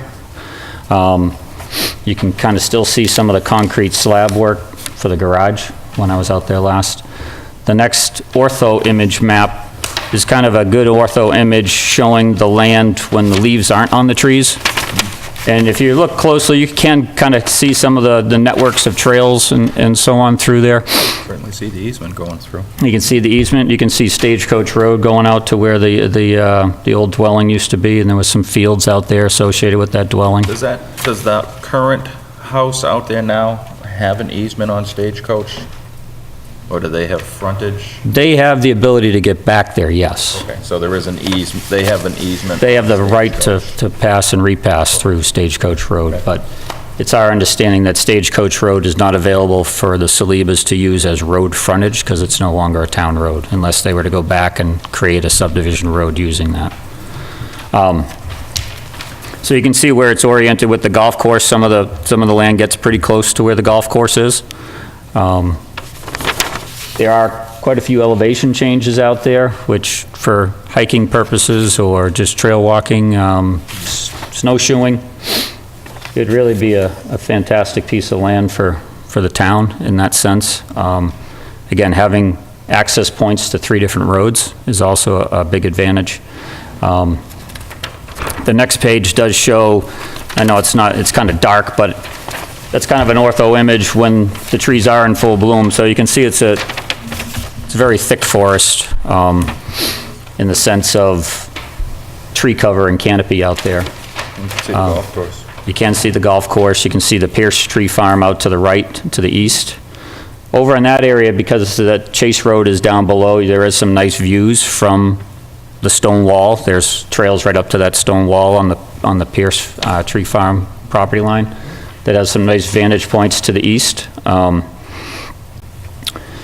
Again, there are some wetlands, but the large majority of the property is upland, again, which is a nice opportunity for other activities out there other than, trampling through the wetlands. Yeah. And then the last map that's on there is just a map I pulled off of Mass GIS talking about the classifications of forests. This is considered a prime 3 forest according to the GIS maps. My understanding, I'm not an expert on forests, but the prime 1, prime 2, and prime 3. Prime 3 is the least dense to the other two. So, but it is a prime forest area. For the most part, there is some areas with some higher levels or rankings of forestry in that area. So, another opportunity, if you go back to the first smaller 8.5 by 11 map that we had,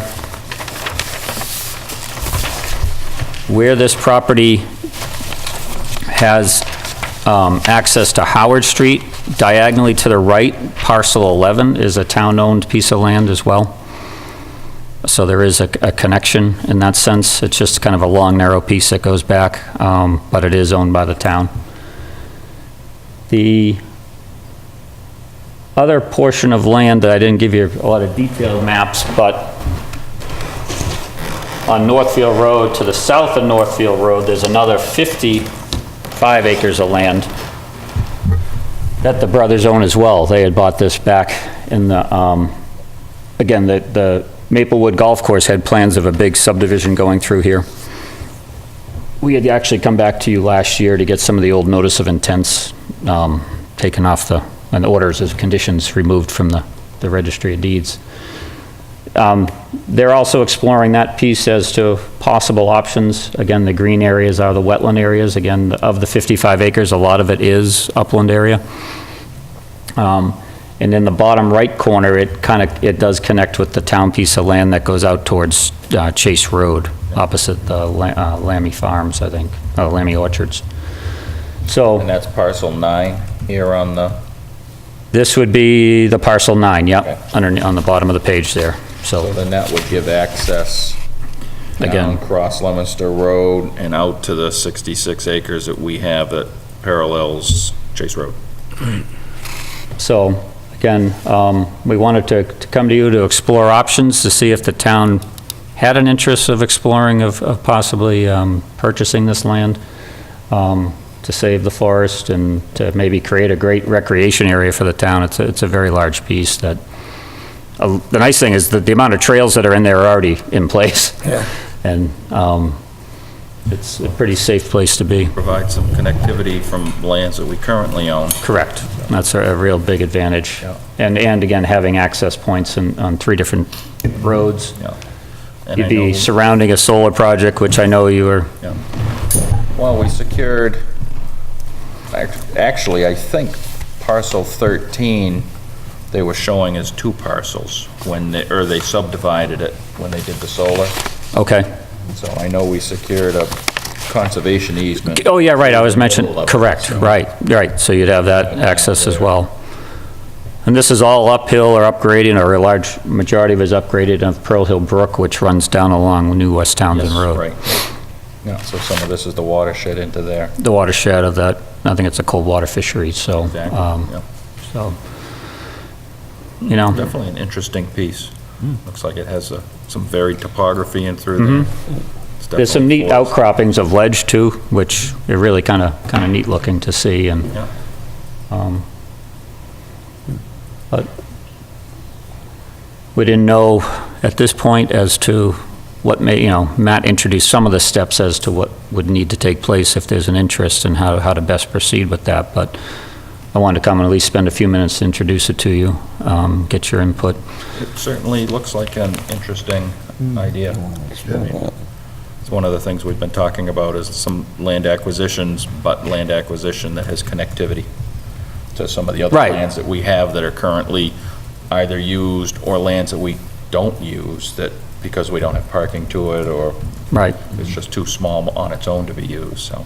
Well, the nice thing with this is, right off of Northfield Road, coming in on Stagecoach, there is some adequate upland areas for parking in there. Yep, for current access. Right next to the golf course, so, right down in this area here, which either would require maybe just a small wetland crossing to get in there, or come in immediately off of Stagecoach Road and to the left. Yep, just park right in. And again, there's a significant area of upland area there. So the recreational zoning Yes. of the golf course parcel, does that give any ability for the townspeople to use the property, or is that something that still has to be provided by the landowner? For the golf course itself? No, but the golf course was just a smaller portion of the entire parcel. Right, they're in separate ownership now. The golf course owns, the Maplewood owners originally had hundreds of acres of land. Yep. And they broke this piece off from the golf course. They had plans, we have plans in our file showing Yep. an 18-hole golf course running through this 250 acres, which never came to fruition. Some of the holes were way up in the corner of the northwest corner of the property. Yep. So, being an avid golfer, I find those plans fun to watch and look at. Yeah, but if you went What could have back been. to, the lightly treed or the winter locust, Right. the winter map, so we have the golf course here, but the whole rest of that parcel, of course, a chunk of it's gonna be solar. Right. There's a conservation restriction on a chunk. Then the back portion is still in the recreational zoning, and I was just wondering what the recreational zoning. I think, no, the recreational zoning doesn't just give you access to the public using it, it's, the landowner has to use, it's a zone within the zoning bylaw, like residential needs X amount of 40,000 square feet for a lot. Okay. I think in recreational, if you were to do residential is allowed, but you need to double down on the land area. Okay. It's a little more of a conservative use area than residential. And it has certain things that are and are not allowed for a developer. Yeah. But residential homes are allowed in that, so again, if it does, gets in the hands of a developer, whether it's somebody that, builds a road in through there and tries to get multiple lots, or cul-de-sac roads, the Sequoia Drive is one of the cul-de-sacs that comes in from the north on that, off of Howard Street that borders that property, so, It looks like there's Jacobson's Farm, yep. who's just to the east. And then Pierce owns all the way out towards Chase Pierce Road. is this cleared area here. Yep. Mr. Chairman, is Jacobson, is that the one right That's next to your where a pen street right is there. written? Yep, exactly, right under street, that's Jacobson's Farm. All the animals. I've And walked, then you can I've walked see- some of that too. I've run See it. where the chicken coops used to be above Howard. Yep. And that's actually the headwaters there to Mulpus Brook. Yeah. Yeah, so Mulpus Brook is to the north and east, yep. So, Is there any timeline currently in place? well, sooner the better, I guess. I don't know how long it takes, and if it has to go to town meeting or whatever, is there time to get something on before town meeting in the spring? I guess, I don't think, I don't know. yeah, I don't know those questions either, I but, think the biggest thing that needs to be done, at least for any grant proposals, is appraisal, right. so. And I'm not sure how fast those move, how much Right. they are. Do you have any input, Matt? You're gonna have to, they're gonna have to allow us a long time. Okay. A long lead time. Yeah, okay. That's fine. Yeah, because it would certainly be some Now we're talking self-help like- grants We're or, talking a number of months. Yeah, understood.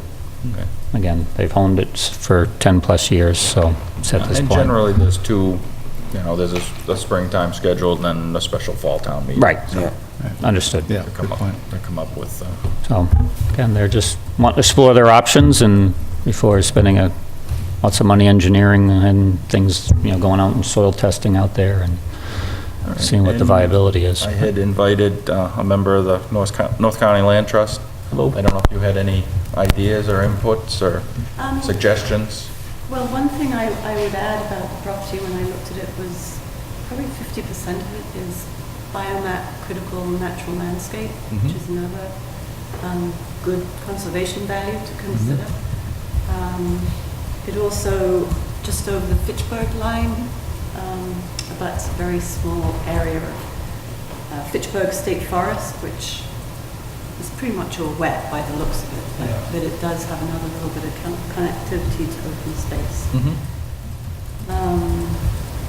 The grant, I don't know what grants you would be thinking of, but there is a land grant, which is if the town wanted to acquire the property, they could apply for a land grant.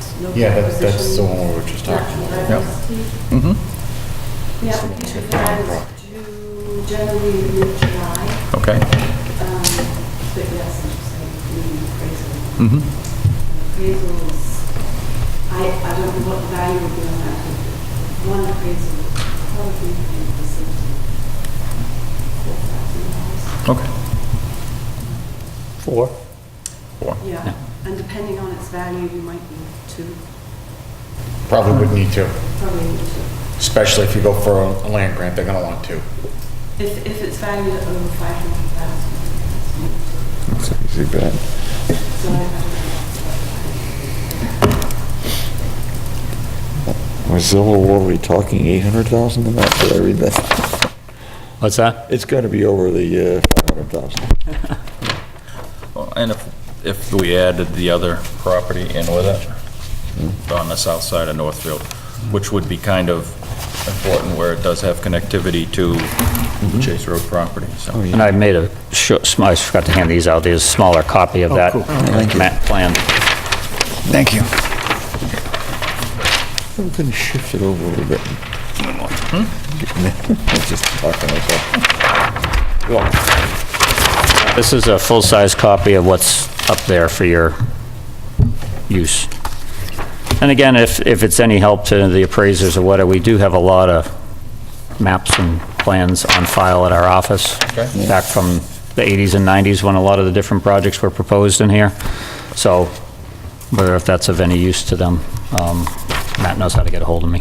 All right, yeah, very interesting. Very good, yeah. Certainly need to do a little homework on it, and then we can let you know Sounds great. where we're going from there, but there's not a lot of large pieces left in town, so. Right. And pieces that, by themselves are unique pieces, but also provide, we've got 200 or 300 acres on the north side of Howard Street, we've got 60 or 70 acres on the south side of Northfield Road, and then if it abuts into Fitchburg, depending on what they use their property for connectivity, for open space. I know just in a quick measurement from Northfield Road, if you were to walk all the way out to Howard Street, it's about 1.25 miles. Is it? Walk. Yeah, piece of property. How far is it from one entrance to like the Lane property? From here to the Lane property? Yeah, from the end of Northfield down here. 1.5 miles? Mile and a half foot hoofing it? Yep, yeah, because you're going down Northfield, you're going over Chase Road, going down Downhill, Northfield, down yeah. Holman to get to it. But you don't connect them all 1 week. Keep working at it. Well, if you're doing a Working your way dirt bike, across. if you're on a bike, it'd be pretty interesting. Well, actually, if you get onto this property, you cross over Howard onto the property north of Howard, there's only a few parcels there on either side of West Townsend Road and Chase Road. Now you're in the town forest. Yeah. So there's actually very little space needed between the northern property and the town forest. Right. Then if you have connectivity to town forest, Forest. now you're in the lane. That's right. Now you're down to Hickory Hills. So, and now you're working across the northern tier towards Small Town Forest and the Hunting Hill And then we have a Wildlife mega Conservation Area. bike loop. Yep. Yep. And No, I'm this sure is if the very snow ever interesting. melts, if you all want to go for a site walk sometime, I'd be glad yeah. to walk down there with you. That'd be great. Yes, it's very exciting. All right. Wow. Well, again, thank you so Very much for your interesting. time. Thank you, Thank Neil. you. Yeah, Yeah, Definitely interested, so All right. That's what we like to hear. move it forward and see what we need to do. Yeah. Forward, so. And like I said, if there's more information needed, I didn't want to overwhelm you with, kept it simple for tonight, but Yep. like I said, we got drawers and Yeah, drawers of. Good news. Yeah, so I mean, there's no timeline, but I mean, we certainly want to keep things moving Right. forward. My client will so keep me moving, I'm sure. I definitely am sure, so. Excellent.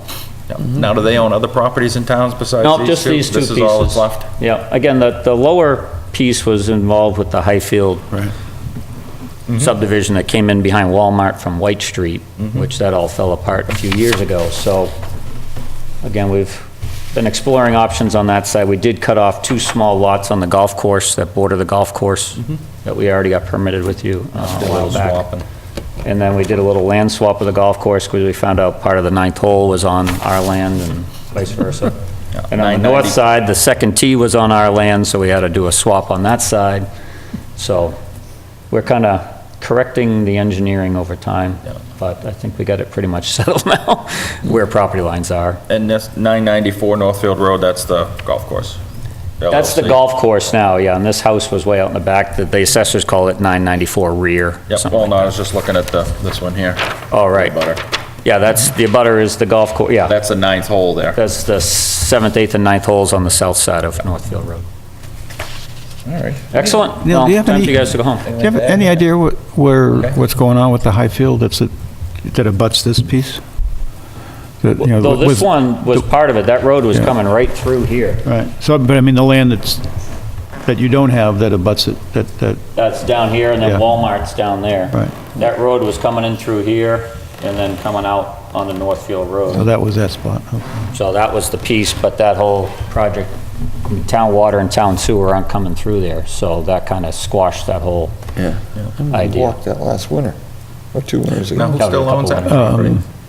I don't, what they call themselves, Nominee Lumina Trust. Nominee Trust owns that land to the south, Okay.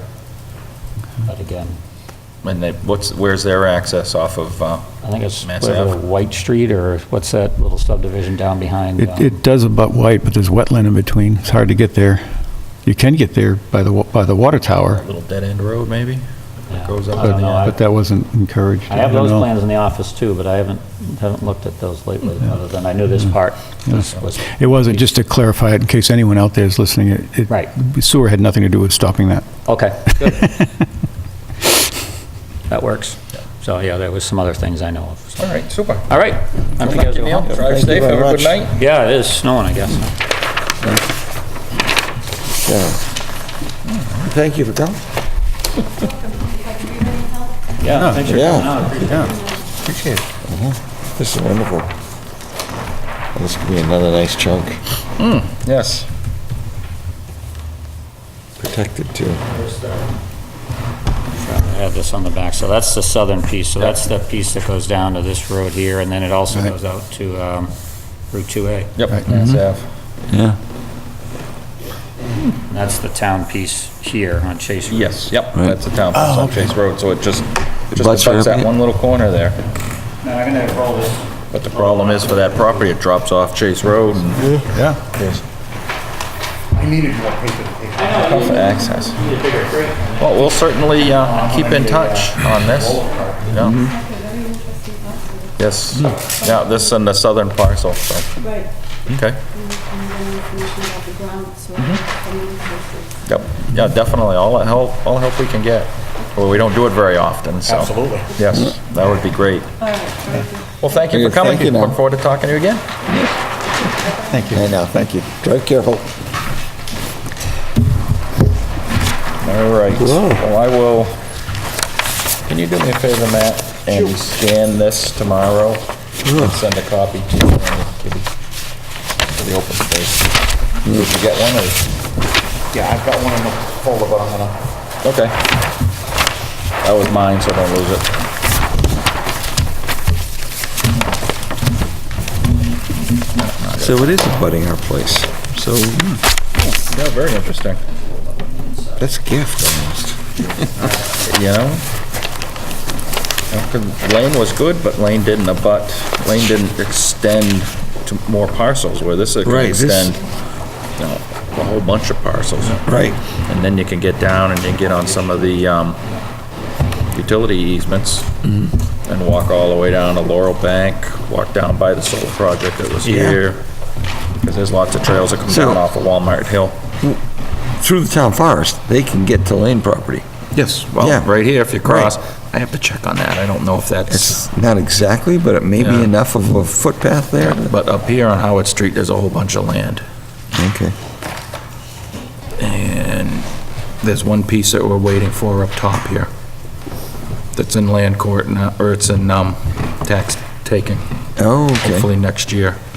But then you go here, and this piece goes almost all the way to West Townsend Road. Mm-hmm. Then there's another little piece in Chase Road, and now you're on town forest. There you go. Wow. Yep. Wow. All right, let's move forward with other new business. Change in wetland regulations, add a 5% fee for online files. Well, that's the And is it part we're online, or talking is it everybody? Because everybody has to file online. No, it's gonna be online. So it's a because technology people- no, fee. People still have the option of filing paper, Yep. at least at this time. But that's the one that Adam and I were talking about today that we have to finish working on. Yep.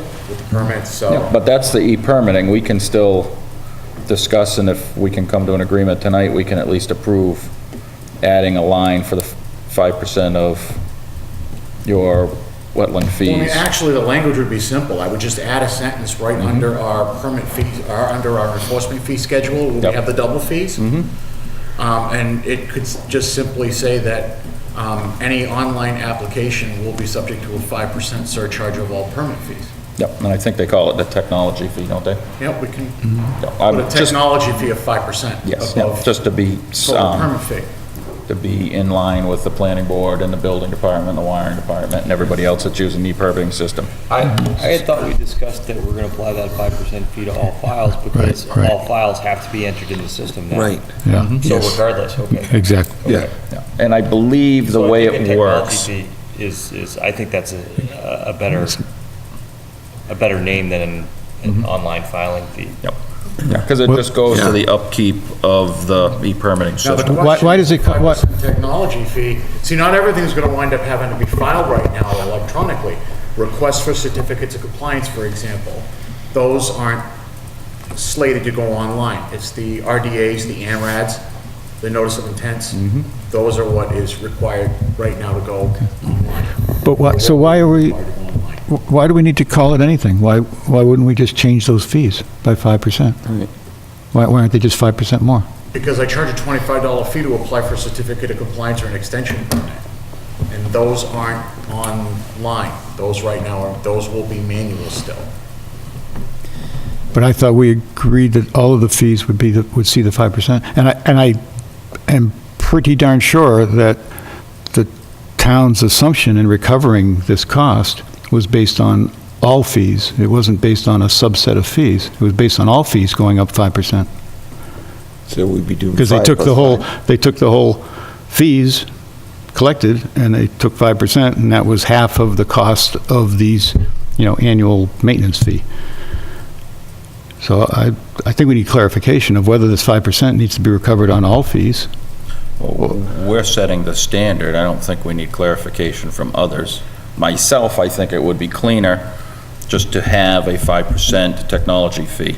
That way there, if we change other fees or the fee structure of others, the 5%'s already there. We don't have to take that 5% into account every time we change our fees. Chairman, And I agree with keeping that extra filing fee separate, because then if we need to adjust it because the rate goes up or down, then we only have to vote on that one fee, as opposed to having to vote on adjusting every single fee. The other thing too is if the town decides to adjust its percentage to say 6%, say in 10 years, we simply have to go back into the regulation and change that one line. Right. Yeah, instead of burying it in every single fee that we've got, just to have the flat 5%. Okay. But in itself- But across all the fees? All fees collected. All fees collected? Okay. Yeah. Yeah, okay. Yep, so That's so fine, they'll that have works for me. they have a fee page, and Yeah. you put all your different fees in and add the 5%. Right, Yep. okay. So at this point, everybody sounds like we're in favor of adding a line for a 5% technology fee. Yep. All right. I'll accept a motion to add a 5% technology fee to our fees and the regulations. So moved. We have a motion, Second. and we have a second. Any other discussion? All those in favor say aye. Aye. All right, so you can get that language added. Done, no problem. That's perfect. Okay. So at this point, as of tomorrow morning, any applications, add the 5%. All right, violations, 101 Pleasant Street. Case is scheduled to go in at the end of March. Okay, At least for our first batch of tickets. all right, how many tickets went in? 25 of them 25 are going at in on this batch. $100? Or did we? Some of them were 100, some of them were 300. I can tally up the exact fee structure for you guys. I can do a fee structure on a spreadsheet, show you what we've got so far and what's going to be pursued in court. Because we have like a whole series of fines. Yeah. So like I did, remember when I did the spreadsheet for you guys with Danny Gardner? And I would occasionally update it. I can do the same thing on this. Okay. And this is all going into the general fund. Nothing's hitting our revolving account, is it? That's No, all because it's a general fine, General not a fee. fund. So the only thing I would just ask people to just think about quick, at some point, the logging is done, they need to finish out their notice of intent, which is a remediation of the stream filling, the crossing. wetland Right, on filling, the the other end. road filling. So at some point, as we get into spring, we may need to have another administrative hearing and invite them to address those issues. Because they need to get that remediated, or at some point, we may want to invite DEP to come in, because they do have riverfront issues, they have stream filling, they have wetland filling, they have wetland crossing, they just have a myriad of issues. So at this point, it doesn't look like they're taking this seriously. So is the, I've lost track of the bond. Is there a bond That's in what place? we're fining That's what we're for. fining Fining for. Because they have Because there is not no put bond? the bond back in place. So where they haven't put the bond back in place, that's what the fine's for.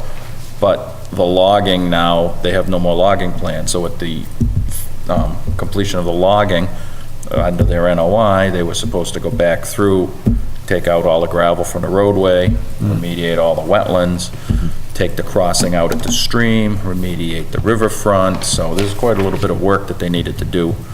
And we're not the only ones there, because they've got the crossing across the gas line, and so the utility easements, the gas line and the overhead power lines.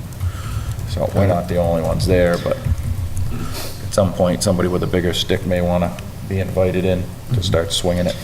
So, Mr. Chairman, again, if we're going to collect some money, are we going to pigeonhole that for remediation? Can we cause the town to, you got to hold on to that, because we don't know what's going to happen?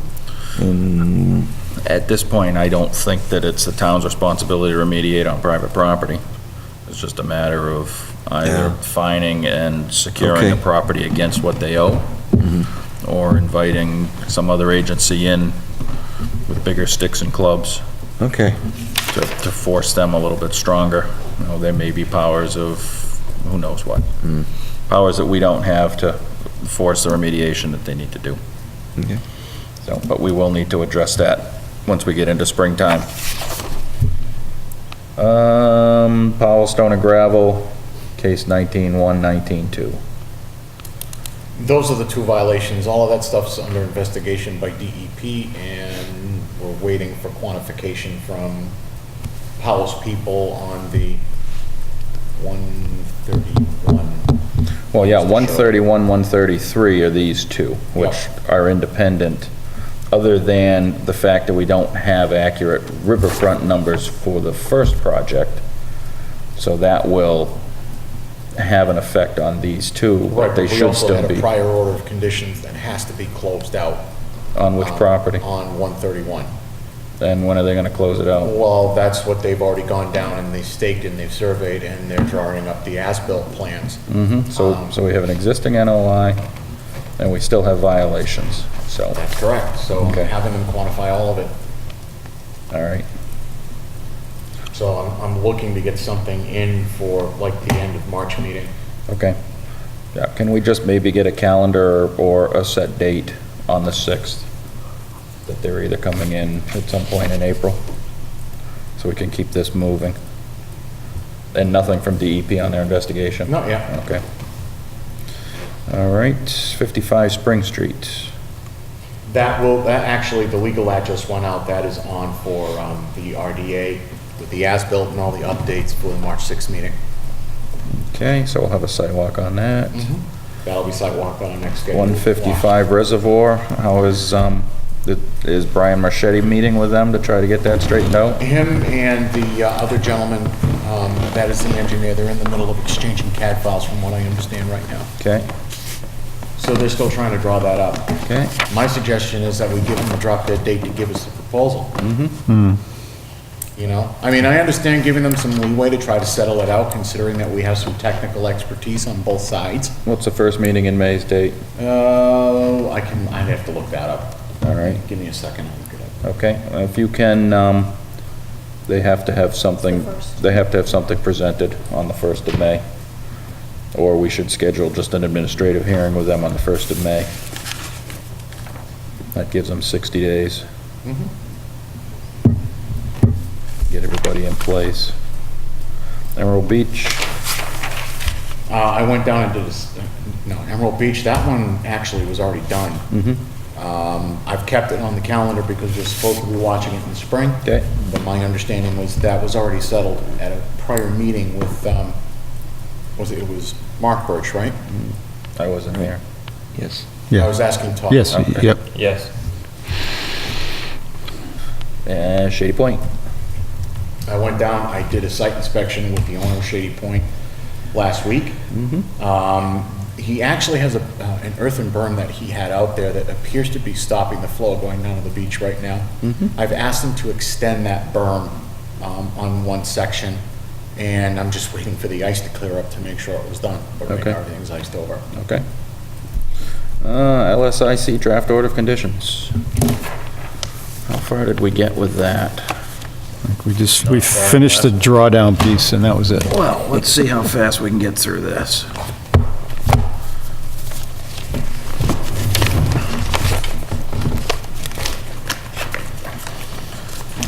Okay.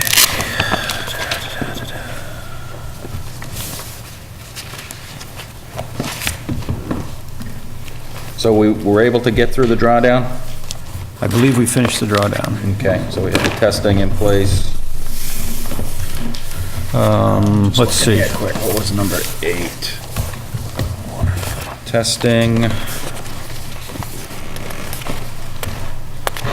So I think we were using the document that Yes. Bob created? Yeah, Yep. which is great.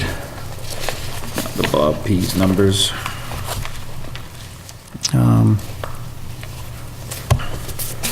All right, so you have Should it be- from last week through drawdown, or the last meeting, Matt? Yeah, I have. Okay.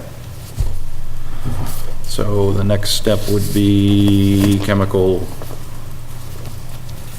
Control, which he proposed relabeling aquatic vegetation control. all right, so the first order or the first line in the order is during the annual review, all products for the next year will be submitted for review and approval. Product is not previously approved, a report will be submitted including labeling, reasoning for product recommendation, real-world experience, real-world testimony for review and approval. Any limits in excess of labeling imposed by the LLC will be presented to LSIC at the time the product is approved for use, remain in effect until such time as altered by the LCC, including but not limited to well testing, treatment areas, restriction, chemicals, well. So basically, if they want to add anything that they haven't used prior, they have to basically ask for permission. Everybody good? Pre-testing. Just a quick question. Yes. The allowed use of chemicals is based on what they've represented in their leak management plan and NOI, correct? Correct. But I believe everything that they have listed in there that they have not used prior lists that they require conservation commission. Even if it's in NOI? I believe in their lake management plan. Right. The only things that they had listed as used was reward, copper. Anything else they had listed in there, they had at the end of it, LSIC understands that approval is required. Perfect. Yep. So anything that they haven't used, has So, to I be mean, approved. really, all that condition is a reflection of what they wrote in their management plan. Yep. So that's why I get puzzled when I see stuff like that being sent back as their counter proposal and it's crossed out. It's already based on what they've proposed. Yep. All right. Yeah, I mean, it's only makes sense, it's only logical that they would have to submit any new chemicals or techniques. All right, number 2, the pretreatment report shall define each testing point and justify treatment recommendations based on each point. Recommendation shall be based on population, percentage of nuisance or invasive weeds, and the best product for control. Looks like we did add in here, Yeah, report is to include at least 2 prior years' density tables for comparison. Pretreatment report will include target goals for population, percent nuisance or invasive weeds. Pretreatment report will also include testing results from the 2 major inlet sources for nitrates, nitrites, and E. coli. So, In addition to the previous order of conditions. Mr. Chairman, there was, on that, just to stick to that one, I would think we should have phosphorus there, too. I mean, phosphorus is what's causing the problem. Okay. To the pretreatment, to the inlets? To the inlets, yeah. So we'll treat for, And according to Wagner, it's primarily coming in the inlets. The other thing is in the blue there, which was more commentary, yeah, I'm not sure how it gets addressed, but we don't have good, agreed, I guess, maybe it's not good, criteria on when treatment is to be made. Last year, we really got into, I think, a bad situation, where the lake management report indicates that anything density or biomass over a 3, or 3 or greater, gets treated. And that's too oversimplified, because what we did was we treated areas that did have biomass over 3, but the biomass was fanwort and low numbers of native plants, and it got treated. And I tell you, by the end of the summer, there were no native plants, but there was a lot more fanwort than there was before the treatment. Yeah. So I think it's critical for us to have a better understanding and somehow a better guideline on treatments specifically relative to native plants, non-invasives. Because we can't treat them, both the same.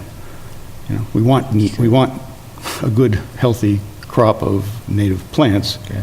And in some meetings with Dominic, there was a discussion that, and it's even in the Fish and Wildlife documentation, that 40% density is a good target for fish. Okay. Of natives, clearly.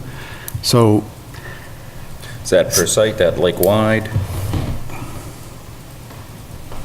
it's a gross statement. Okay. That's a good Yeah. density for. I gotta look this because up. in Was the- it in their documentation that all of the native species were wiped out? I mean, don't we ask them for a survey? I don't Yes, understand. we get a survey. No, I don't think all the native species are wiped out. Well, mean, maybe I misheard you, Carl, but I could have sworn you had just said that all the native species were wiped out. There was a particular area of the lake that I challenged why it was being treated. And because it had predominantly fanwort and small amounts of Yeah. native species. And Dominic said he would go look at it, and if it didn't need treatment, he wouldn't treat it, but it got treated. So, And by the end of summer, all I'm saying is that you couldn't see the native species anymore. The fanwort had flourished because it had no competitors anymore. Okay, that makes sense. Thank you for clarifying. yeah, so at least the way I had originally drawn it up, there's no preset condition. So they come before us every year for our review. So we can set the limits that we want. I will say, in the last 3 years, they've averaged half of the treatment areas that they predominantly had in the past. I think they did, 33 acres last year? Yeah, about 30. Yeah, and I mean, Yeah, it's like most 30 of the so- time, they're doing, they were doing 80, 90? Yeah, at some points they've Yeah, done. I mean, close they to have done 90. quite a bit, so at least the way we've drawn it and the way we've approached it historically the last few years, I think we've been pretty pretty good in making sure that they're not just out, that hasn't been just a blanket, this is what we want to do, have at it. We didn't do well last year. I don't agree with that. Yeah. Last year, we didn't do well at all, because we had at least 3 places that fell into this category that were being treated for native species that were not a problem. Yeah. And when they were challenged on that, why is that? They went right to the lake management report, the lake management plan, Yep. and said, it says right here, anything that's rated 3, we treat, Okay. independent of native or invasive. That's my problem. So I don't, and that's why I say it's a discussion point. I don't know that you do anything here, but I'm not going to Perhaps feel we comfortable not doing anything here unless we as a group say, when that lake management plan comes in, Yep. we've got to have different criteria for native and invasive. Well, if Okay. I might just interject here, in looking at the state's guidance for aquatic plant management publication, they're talking about control of target species. And it recommends, number one, a map showing the distribution and density of target and non-target plants at all inlets and outlets, to the water body, including control structures. And it's recommending to provide an overall plan of an adequate scale, size, and detail to accurately and completely describe each particular treatment site and the proposed work to do the target control. And then it goes on to ask to discuss factors that make it conducive for target species to propagate in the lake pond, including whether the plants spread to the lake by boats, nutrient contribution, septic system, etc. And then it recommends develop a pre and post management and monitoring program to identify new growth of target species in early stages and strategies to address those. I think a lot of what's in here goes to Carl's point. It does. I can understand the system that they're using in density, but if the density is going to be indiscriminate, maybe we should look to refine that number as to what it actually means. Yeah, and we never talk, and that's a good point, Matt, because we never talk with them about targeted species. Every weed that's there is a target. They don't differentiate between weeds at all. If there's weeds, they're a problem. And so we never get into that discussion of what's targeted, what puts something on the targeted list. And that's why I put it in here, the pretreatment report will include target goals for population, percentage, nuisance, or invasive weeds. And I think that goes into what is It will being- hopefully induce some more conversation as to, that's a 3, but what is our target? Why are we applying it there? If it's a 3 because it's fanwort, reward's not going to affect fanwort. So. And again, that's what And this it's- management guideline and it's- booklet says. And it's really hard, I fear it's really hard, because we can talk about this all night, how do we control that? Well, that's I think it's probably a little easier to take it on the case by case and address it in the management guide. But that's my point, because we haven't talked about the management plan at all. And if the management plan is going to provide the next level guidance, which I don't think it should go in here, that's why I only had it as a discussion point. If it's going to provide the next level of guidance, then it needs a lot of work, because it isn't there today. And that's going to be, difficult, because I don't know when we're going to see it. We may see it before they want to treat again. So and it's going to take probably a couple of months to get through that. And I don't necessarily think just because it's a 3 in their management plan, if we're reviewing it year by year, case by case, we can't override the 3 number, just because it says it's a 3. Give us your goal. What are you trying to treat for? So I think some of that unfortunately falls on us to dig into the numbers a little bit better. We couldn't have dug into more than there would last year. Yeah, I know there were points last year that still may have fallen through the cracks, but I think overall, at least in my view, where we were prior to this order of conditions and where we are today, we certainly are far more cautious in the treatment. Again, I do agree there may have been some points, but I think that... The part I agree with that's clear and documented is the treatments are less. It doesn't mean we're not still over-treating. Yeah. Quite frankly. Could be. And that's my point. Yep. It's like there's a need to put the minimum amount into that lake every year, and it seems to be 30 acres. And they're going to find 30 acres to treat. Well, and honestly, that's the lowest number. I went back 9 years. 30 acres was the lowest number I had seen. I think it's happened before, but It you may know, have there was been that, way, you way know, back, maybe it's but- 40, but. Yeah. But I think coming before us and everybody's opinions get out there, you know, I think we have a good group out right now that are delving into it, so I think it's hard to really pigeon-toe a number. No, and Put it in there. No, so. and I don't think we can, but Yeah. the reason I'm anxious is, there's a lot of work to do on the lake management plan, because it is the, you know, it is supposed to be the guiding and this is just supposed to, you know, make sure we adhere to the basic rules. Yep, okay, so we'll make sure that we add that, yes. Yeah, Mr. Chairman, I think part of the problem for us last year is I did go out with Carl. You and I went out and did a survey. And the areas were showing 3s, and we were saying we're not seeing anything close to that. Yeah. And the problem occurred when, well, they came in the last possible moment. They were treating, you know, within Oh, they were, yeah. they were ready to go on the treatment. They'd put all the signs up, all the residents, and we're saying, we don't agree with your numbers. Yeah. And there was, you know, and I look back on it, I made a mistake, and that I voted, let's just, you know, it's too close, it would be, and, but I think that we need to have some sort of a period that we can have a discussion where we Yeah. can challenge I think that is these in here. numbers I as think- well. Is that all I in think there we did. now? I think we did touch that. I We think need I it added like it a in week there. or All two. right, let's keep So- running okay, through. So let's get- go. So we're going to add phosphorus to that So other we're one. gonna add phosphorus Yeah.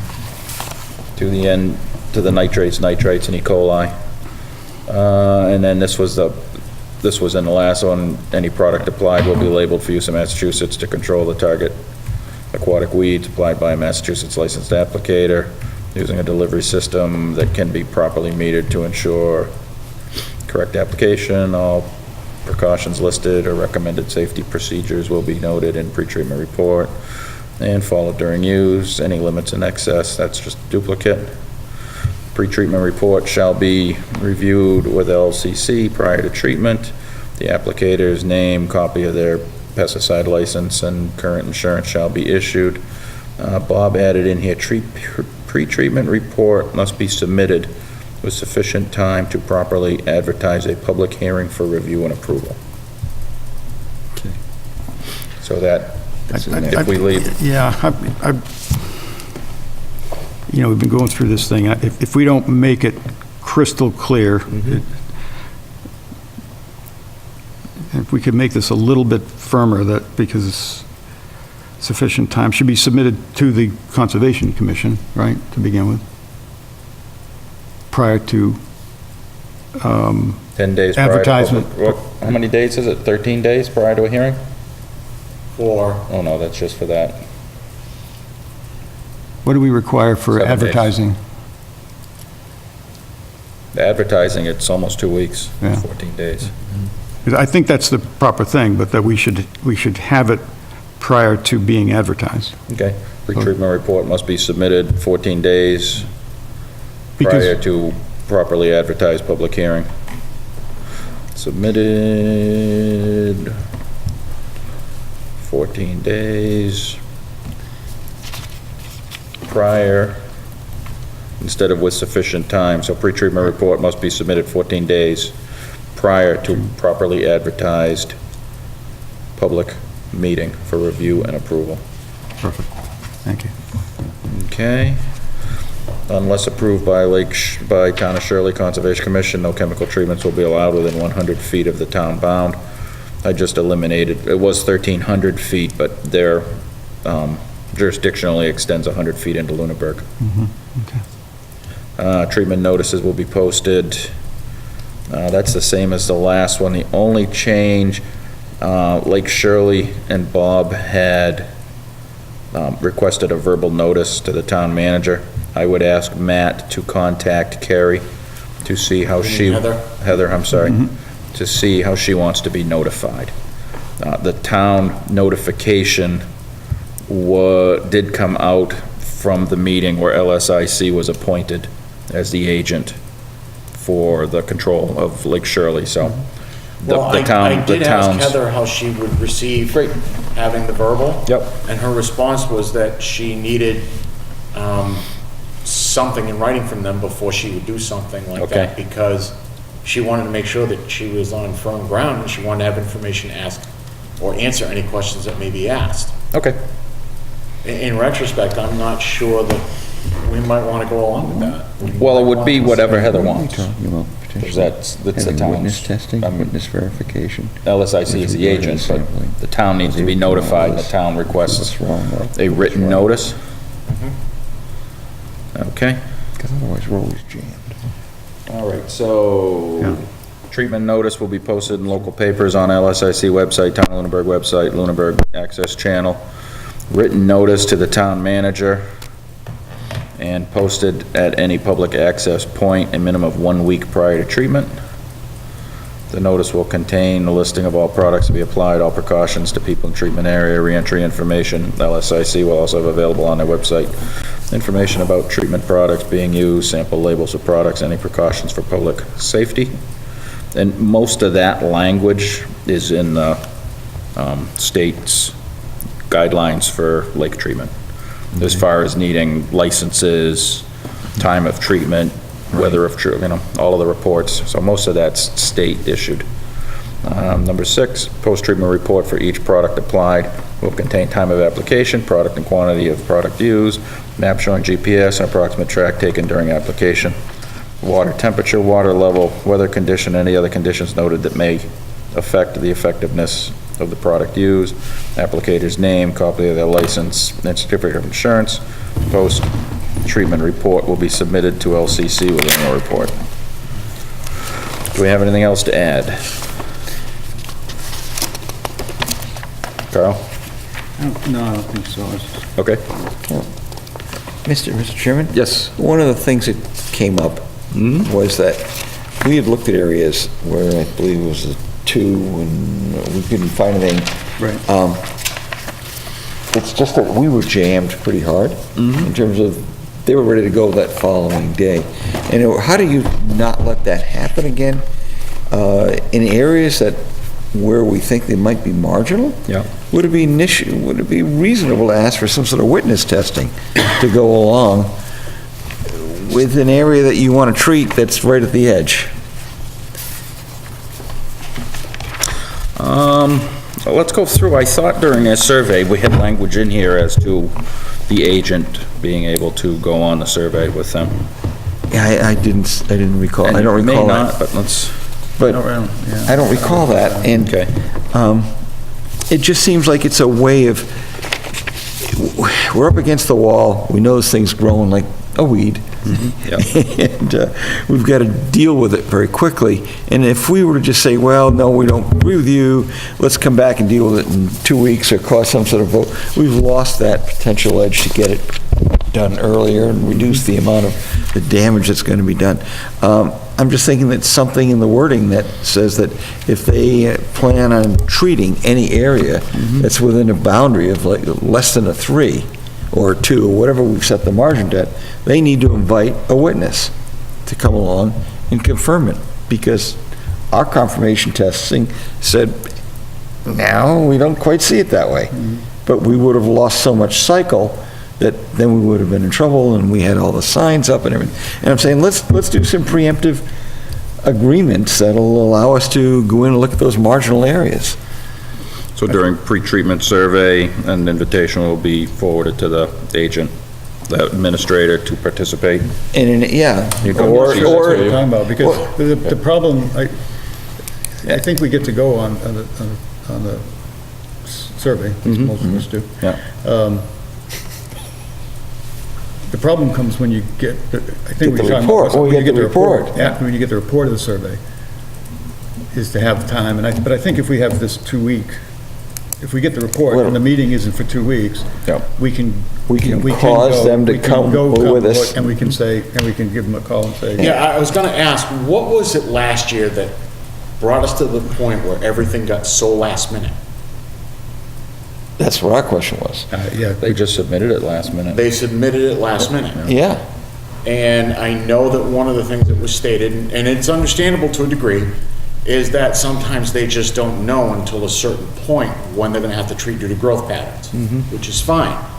but I don't think it would be like, okay, the growth pattern's all of a sudden established itself, and we're going to do it tomorrow, you got to approve it now.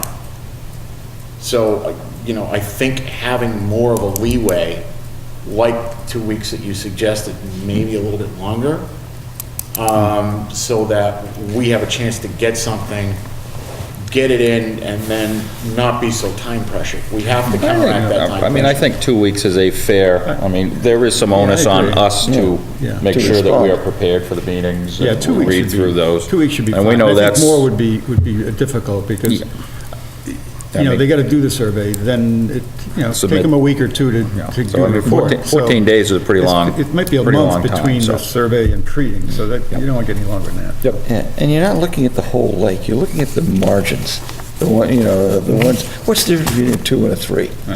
What is that? And that's what you, that's All right. The problem we might have with the 2 weeks, the only problem I can envision with the 2 weeks is we don't have a meeting during that time. So we can't, as a board, do anything. But we can about send it. somebody out. We can get a report and say, and even do our own homework and go look and say, there's a problem. How would we address that without, waiting for the meeting and then saying, there's a problem? Whoever lives on Lake Shirley just drives around in their pontoon boat and takes a look. Yeah, but what do we do about it? So I go around and take a look, and I dive down and I see what's on the bottom. Well, What can we do? any commissioner can voice our concerns to Matt, Okay, and then Matt can forward them up. okay, all right. something. Yeah, I'm just looking for what's the process? We've done that in the past, so it just has to be individual to the administrator. Right. To the applicant. Okay. So, Okay. which we've done on other, this isn't any different than that. So Yeah, If good. there are specific Yeah, I'm concerns. not looking to add time, but so if we can do that, that works. Yeah, but again, we do that on others, so it's not unique here. And that would be reflected in here now? What's that? The 14 days is? Well, the 14 days. 14 days. So we're just saying, I'm just trying to Are we think. gonna create a subroutine and how's say, it gonna guess work? what, we're gonna drag Dominic out with us? We have to get a hold of Matt Yeah. and say, Matt, come out for a boat ride, and. Oh, so Matt could act as our independent agent? Yeah, I think that was the proposal. Certainly. Ah, okay. Yep. All right, moving forward to algae control. During the annual review, all products submitted, it's the same as chemical control. Algae control weekly surveys. Bob looks like he has added and subtracted a bit in here. So weekly surveys are to be performed. Initially, they started April 15th. LSIC did request May 15th, which in reading, don't think that it should be started any later than May 15th, but I don't think algae is going to be an issue prior to May 15th. I would agree with that. Bob had June 15th, but that's just too far to start. You can start getting warm temperatures and rainfall and phosphates. Lack of rainfall, yeah. Yes, yeah, and we've had issues starting in June where they've started to go up right away, so we don't have any baseline. So this is May. So we'll change it to May 15th. Yeah. Until October 1st for clarity, and will be performed in the 6 locations as shown on the map. So we did have a 6-location map. And this is in addition to the SECI testing? This is the second test. This is the SECI Right, test? but it doesn't say it. Well, we said clarity, right? Clarity, yes. Yeah. So I'm looking at the map. There's a lot more than 6 points on this map.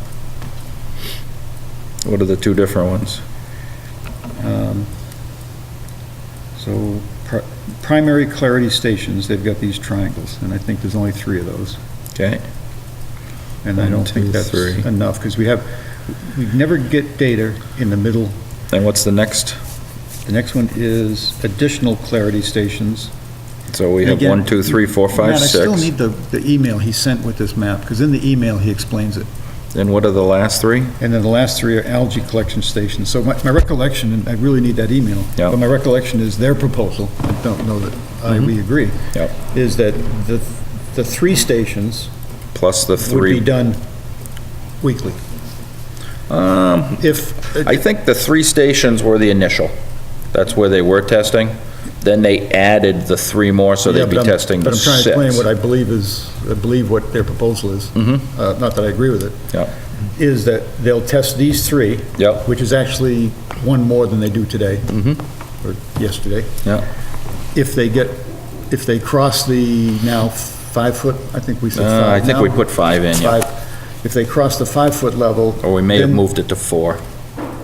I think it was 4 and maybe got moved up to 5. I think it was 5 5, and and there moved was to 4? there's depth issues, we moved it to 4, because there's some places that didn't have 5 feet of depth.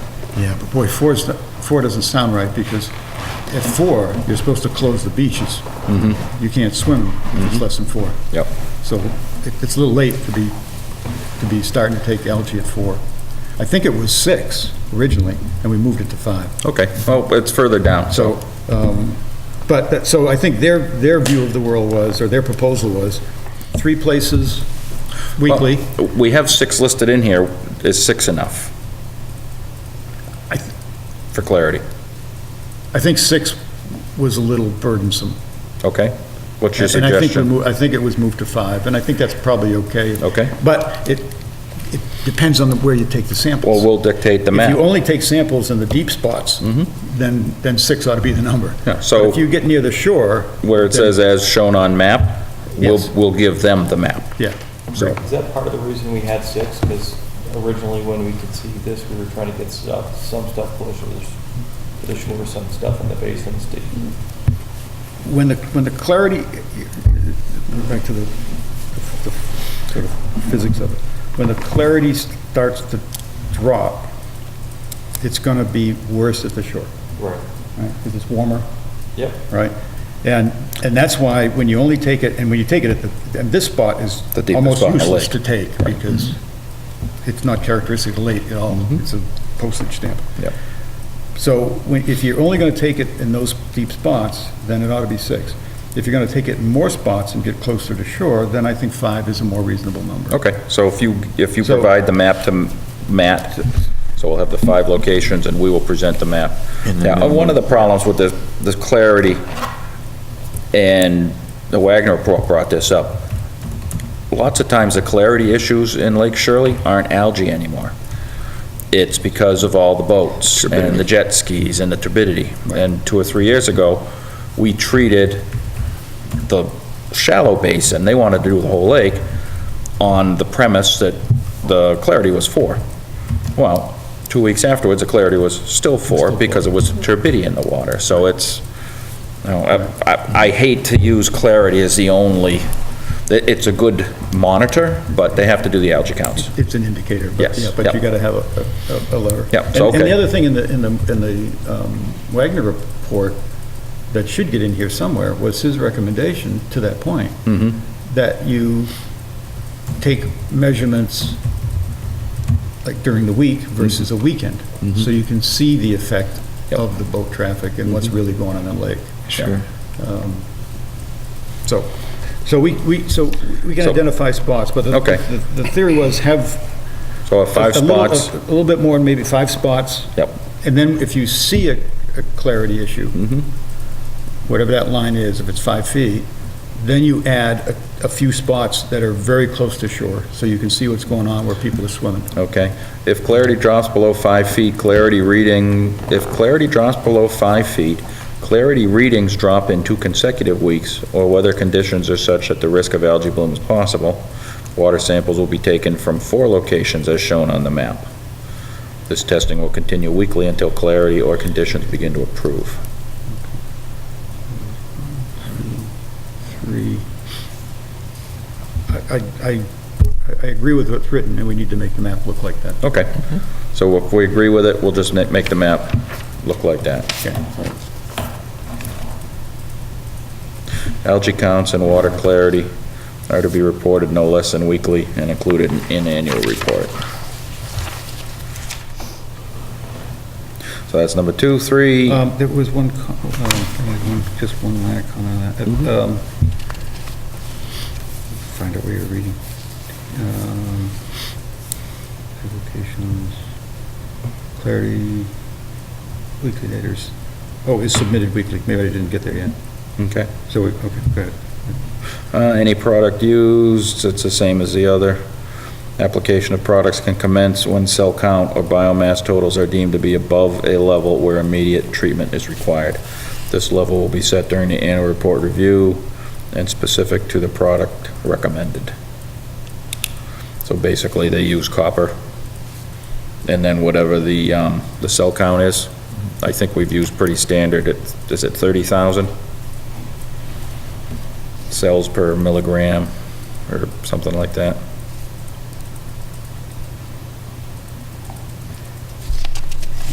Was it 30? I thought it was 50. Yeah, it's whatever the state, it's the state recommended level. So it's whatever the state recommended level was. Oh, I found it. It was wet and blue. Do you have blue in yours? Maybe that's I what's just printed happening black here. and blue. I mean, I just Because there was printed, another comment. And it said- It said, discuss locations we did, Yep. but also discuss weekly data being submitted. so I don't have the blue, I just have Bob P's edited in red. Did he give us something else? Yeah, maybe that's why we're having a little, does the top, do you have a Carl Luck recommendations, edits, comments in blue? Nope. No, I did not get that one. That, I think he handed that out. He did hand this out. Right, I don't know if he so had I did mailed not to get a you. copy of it, because I Okay. had all of the breakdowns. Okay, so that's. Yep, So so you I- weren't just ignoring my blue? No, I'm just going off of his red. Was your blue language to be added, or was it just In comment many points? cases it was, the two we've come across so far. Okay. So was yours incorporated? Comments. into Bob, Rich's? Bob took all of mine and put it into Bob's. Yeah, I don't but- have the blue. but He didn't get a Bob. Right, You didn't Okay. get a Bob one. No. all right, but, So so, you're I really mean, both- So, but we basically, can- they're we real. go through. All So right, we just, so, I think we should get them, whether we get them weekly or not, just so they're available to us. well, it says algae counts and water clarity are to be reported no less than weekly, and included in annual report. Right, but we won't see it till the annual report. They No, no, report it weekly. It's algae counts are to be reported. Reported. I picture Okay. reported being reported. Okay. Reported's All just right. written So down. if we agree with that Reported no definition- less than weekly and included, so every week Matt should be getting a Screechy disc reading, and Good. if the levels have fallen, he should be getting an algae count. Super, okay. And then number 3, I don't have any changes to. Do you? That's basically the products, the delivery system, the No. timing. No. Number 4 was the application of products. Didn't have When any. cell counts or biomass totals are deemed to be above a level where immediate treatment is required, and that was a state set level. I mean, we can add language in there as described by GEIR. But actually, Yeah. the first line basically covered all of that, because it has, Yeah. all activities will follow the guidelines and procedures set forth in the GEIR.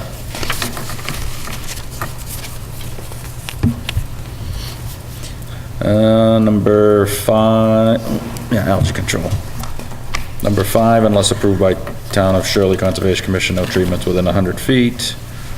Number 6, prior to any application, LLCC will be notified and reports showing levels exceeding the approved thresholds to be submitted due to time-sensitive nature of algae treatment. The LCC agent is empowered to grant permission for algae control treatment. Then they need the applicator's name and everything else, which unfortunately, when the bloom occurs, you have very little time, so. Are you and as long limiting as they've met the- copper? What's that? Are you Copper. limiting it to automatic, is it in copper? Yes. In there? Okay, I'm sorry. Let's see. Notification, so we will just take out verbal notice and have written notice to town manager.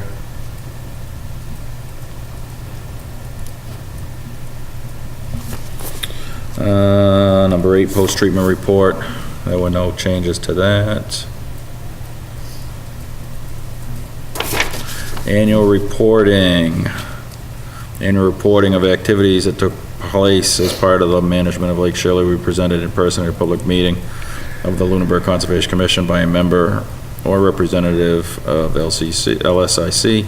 Annual report will include drawdown, pre-post treatment, pre-post algae monitoring, clarity, water quality, including not limited to pH, O2, micro, macro, nutrient levels, bacteria, temperature. And we added, the annual report will include data from October 15th to Wait, October 14th. There of was a the- blue, with add on number 1. Number 1. Well, this was additions to number 1, yeah. The annual report will include data from October 15th to October 14th of the following year. Report will be submitted to Conservation Commission by December 15th or the next business day. A meeting will be scheduled in January for a review of annual report. Yeah, so that's number 2, right? That's number 1. Oh, on Bob's it's 2. So we moved it, okay. So there was, at the end of what was 1 before that starts. Where it has microphyte nutrient levels. Yep. Again, I think we should add phosphorus Okay. within those parentheses. And then I'm suggesting that we add to the end of that sentence, as well as any anecdotal information regarding complaints, fish kill, etc. Okay. Fish kills will be reported to the LCC and Fish and Wildlife immediately. Okay.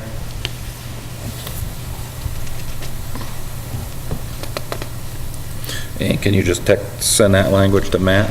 Yeah. Okay. So then the next one, the report will also lay out the planned activities for the coming year and how they are planned to better the health, the surrounding environment, and the recreational use of Lake Shirley. The next one is the report will examine new methods of management research to incorporate into the management plan. So there was another proposed addition. Okay. Before that one, Yep. whatever number you're at now. Let's read it. The report will provide a review and/or statement regarding activities on each lake management option as identified in the Lake Management Plan, Section 5 and 6, regardless of activities. The annual report must also contain information on strategies, plans, and actions to pursue alternate methods of nuisance, plant control, and watershed nutrient source reduction. And the second sentence is actually in the Shirley order of conditions and was in the earlier Lunenburg order of conditions. Okay. So the 2 points are, one is in the report, link back to the lake management plan. You know, the things we're supposed to do, what was done, what wasn't done, whatever. And then identify alternate techniques, alternate strategies. Okay, so then we'll probably take out the report, we'll examine new methods of management research. Yeah, that is a little redundant. We could go either way All there. right, so we'll take that out, and if you just get that language to Matt as well. Okay. And just CC me, because I'm gonna go home tonight and try Yep. to remember everything we've done here. Absolutely. Report will review outreach and education of landowners in the watershed as to ways to protect, preserve, and limit pollution. Every 3 years, a professional firm specializing in lake management will produce a comprehensive weed and lake assessment. This will be a requirement of any extension or part of a new notice of intent application. So the only thing, and we'll have to review what is missing. I know Dominic had said that they were trying to do their annual reports to include all the data that was in that survey. Yeah, it doesn't include everything, and but to me, it's fine, it doesn't include everything every year. What, to me, the bigger point of discussion is getting some independent eyes on this lake every now and then. You know, because, all we get, and, they're all professionals, I'm not saying anybody's out to do anything, but we all know that if you don't get an independent voice every now and then, you're gonna get what you get, and that's what we get. They're in a tough position. They're selling chemicals, and they're doing Telling you surveys. They're telling where to put them and why you need them. If you need any. Exactly, I do understand that.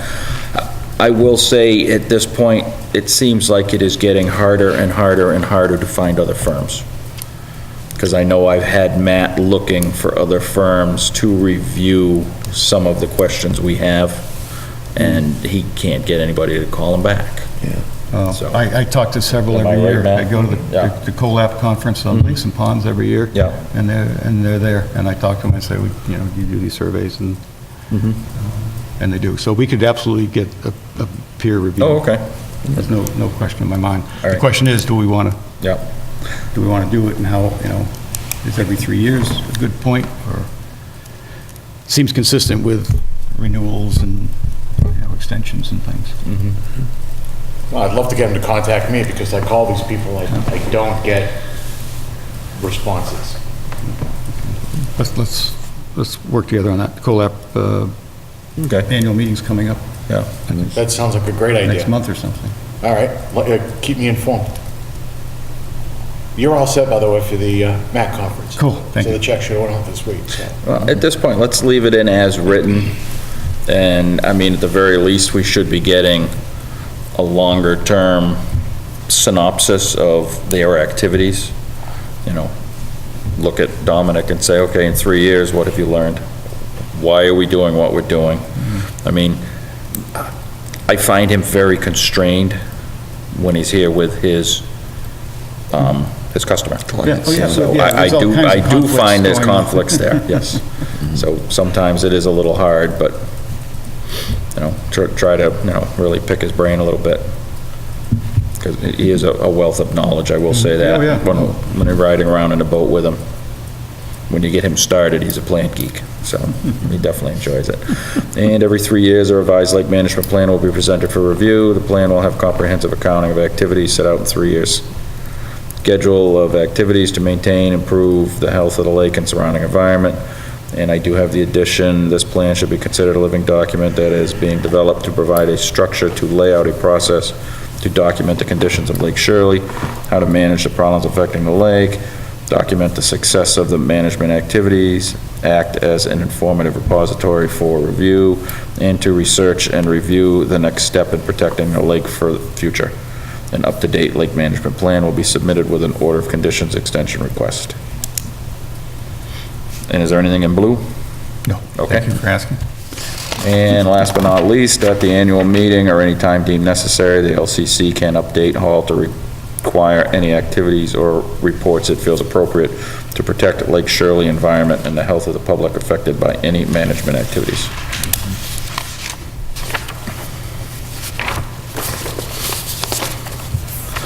Any comments? Mr. Chairman, just real quickly. Yes. If we're using the Secchi discs Yes. to essentially open and close beaches if it goes below the 4 feet, is that something automatic, or do we trigger in an algae count and then we shut it down? And then the follow-up question, which could get really controversial and associated with that, is, okay, if we believe that the boats are contributing significantly to the turbidity in the shallow areas, and we're potentially shutting down a beach area, have we ever thought about limiting the boat traffic on the lake? And do we have that authority to limit boat traffic on the lake? Because we're taking the right... Those are confusing questions. I will say, I think on the closure of the beach, that's a Board of Health. That is not us. It's not us. Or state, yes. I don't think that authority rests with us. I don't think so. Okay. Because when it happened before, the state got involved. When Right. and it was algae count driven, and then they started taking the algae counts. and Yep. they said So our things- Board of Health will get involved, and we report to should, them. Yes, yeah. I feel, at least with this lake, the sketchy disc is a little more of a monitor. I don't think we can make specific determinations Of the type based of- just on a sketchy Right. disc, which just the recent activities have shown us that they're not accurate as far as the clarity being an algae issue. So I certainly think that's a good start and a good monitor, and it's very easy and it's no Oh, expense. it's a great bellwether indicator, yeah. Yes, yeah, but there's definitely other issues that are happening with the lake and with, the weather extremes that we've been having, the temperature extremes, and Yeah. so. I think the most frustrating thing over the last 4 years or so is that every single year the lake's done something completely different. I know, yes, exactly. I mean, really. It's true. Yep. The weather's Get a done handle something. on it when Yeah, I will say, unfortunately, the only constant right now is the continued growth of fanwort. And that has Yeah, just it's coming. been an unending march. It's coming back. Yes, and it's coming up shallower and shallower, which means maybe the drawdown's not working anymore, where it's just been a standard Yeah, I don't think- 4 to 5 foot. I don't think it's getting controlled by the drawdown. So, and this will be kind of a good test this year, where we didn't really have a drawdown, to see what other weeds are coming up, or if the fan wart's just getting worse and worse. So, you know, whether it's a good test or a bad test, I will have some other data to see, to substantiate the drawdown or argue against the drawdown. Your boat traffic chews up so much of that, and it doesn't, on the test we did in our little lab, it takes no time for it to set a route. And, you know, in 4 weeks, 6 weeks, with any kind of sunlight and warmth, it's a really big, healthy plant. Yeah, and that was one of the conclusions that the Wagner report listed, was the problem with the big boats, the turbidity, the jet skis, and they're chewing the weeds up, and they're actually displacing the soil. Yeah. In Oh, yeah, the and you're lake churning bed. up the heavy metals that have settled down. Yeah, well, and the nutrients that are settled down there. I mean, Yeah. they're just turning up the whole basin. Yeah. So it's, especially in the shallow part of the lake, I mean, what's the maximum depth over there? 5, 6, 7 feet in some spots? You know, and they do their handstands and everything else, and, It averages 8, so it's, you know, yeah. there's a lot of 6s, but there's a lot of 12s. Yeah, But, yeah, I mean, the force coming out of those jet skis now, so. Now, if there was gonna be any restriction on speed on portions of the lake or something like that, and they restricted, you know, high-speed stuff to, you know, this deeper portion of the South Basin, would that have to come through the Board of Selectmen? I have no idea how you would. I don't know. I don't know. That'd be the place to start, probably. Yeah. I don't know how you would do that, how you would accomplish that. You'd have to make no wake areas or Yeah. channels and corridors through the lake, but. And just the horsepower itself, the wake and the turbulence that it's generated off that prop must reach down 6 feet, 8 feet. The two things that, the two biggest impacts, even to you saying it's different every year. Yeah. I think, you know, we've created an unstable environment. We've significantly changed the environment of that lake. You know, it used to be a lot of weeds and nobody liked them, but it was pretty stable. And you didn't have these big swings. So now we've got an environment that's unstable, it's susceptible to all kinds of things now. And the biggest impact to the turbidity and ripping up the soils is really the jet skis. I agree. And, you know, and that is something that you can legislate. I don't know, if we've looked at all these things, it's extremely hard to legislate the boats. You know, in general, but you can legislate jet skis. You know, it has to be town-wide, but Hickory Hills wouldn't care. That's true. And people I talk to on Whalen wouldn't care either, because. They'd be happy about that part. But the jet skis are very powerful now, like you say. They're bigger, they're more powerful, and they just a point direct right down flow. on these shallow things and just Yep. rip them up by the roots. The boats don't tend to do that. They'll fragment it and they'll spread it around, for sure. Yep. But they don't rip them up by the roots and disturb Yeah, not to the the base. Yeah, and that was in his report, the way it said that, but it's certainly something that we should discuss when we have the Lake Management Plan review and see. Yeah, and I would look forward to having these more meaningful discussions. You know, it's the alternate strategy stuff. What, you know, What's the just goal? between beyond putting chemicals in the lake, Yep. you know, what other things can we do? Yep. I'd love to try like a 1-year moratorium on jet skis or something like that, if we could get it. And it may be worth contacting DEP if we can document the damage that they're doing and have it as an environmental threat. It may be something that we can try to work with a bit and see. Well, we can do it as a town, you know. We limit the ATVs. Now, but then you'd have to go to, have a town meeting. Or Yeah, it'd have to be, go it'd have to be a town meeting, yeah. And ban jet skis in general, so. Right. Which is something to think about too. So, I think it's far harder to do it that way. I don't know. I really don't know. There would be some public because outcry. People on Lake Shirley are pretty tired of jet skis. Yeah. You can't go out on the lake on the weekend because Yeah. it's not safe. Yep. And the chief stand up and, you know, Board of Selectmen and says it's not safe. When, you know, when the chief of police admits it's not safe on a Sunday afternoon, Yep. there's a problem. Well, I think they just extended to March 25th, the time to put into the warrant. Yes, I just saw that. So, if somebody's It interested only in takes doing 10 that. signatures. Yeah. It might be the time to float it and see. All right, moving forward, so we're done with that. We'll get the updates to Matt and get that out. Just for full transparency, I do have a request here from LSIC.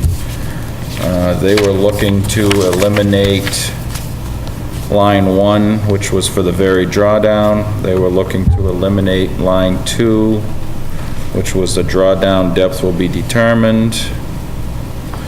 Data collection on lake levels are to be gathered no less than weekly. They left that in place. Pre-treatment report, they crossed out, pre-treatment report shall define each testing point and justify treatment requirements based on each point.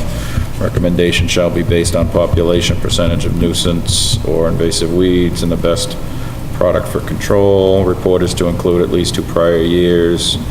Density tables, pre-treatment report will include target goals. Pre-treatment report will include testing for nitrates, nitrites. They crossed that out. Number 4, pre-treatment report shall be reviewed with LCC. They crossed that out. Pre-treatment report must be submitted with sufficient time to properly advertise a public hearing for review and approval. They crossed that out. They had email to the town manager, which we changed to written, and shall be posted 48 hours prior to treatment rather than 1 week.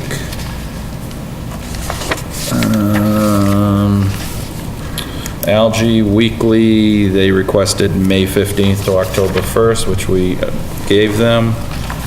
They wanted to do the weekly clarity on 3 locations, and then 6 locations only when clarity drops below 5 feet. We did 5. Weekly report shall be sent to LCC. They left that in place.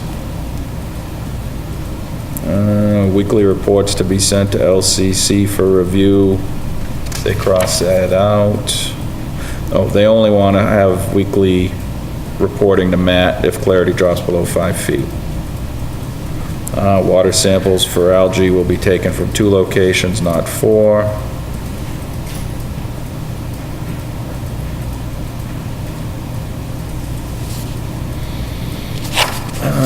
So those were the requests they were looking for. Annual reporting, the report will examine new methods of management, research to incorporate into the management plan. They crossed that out.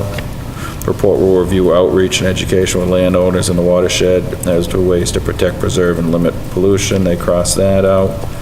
Every 3 years, a revised lake management plan will be presented. They crossed that out. So those are the requests, which we did honor some, but not all. Mr. Chairman, one thing that we touched on tonight, I didn't get in here.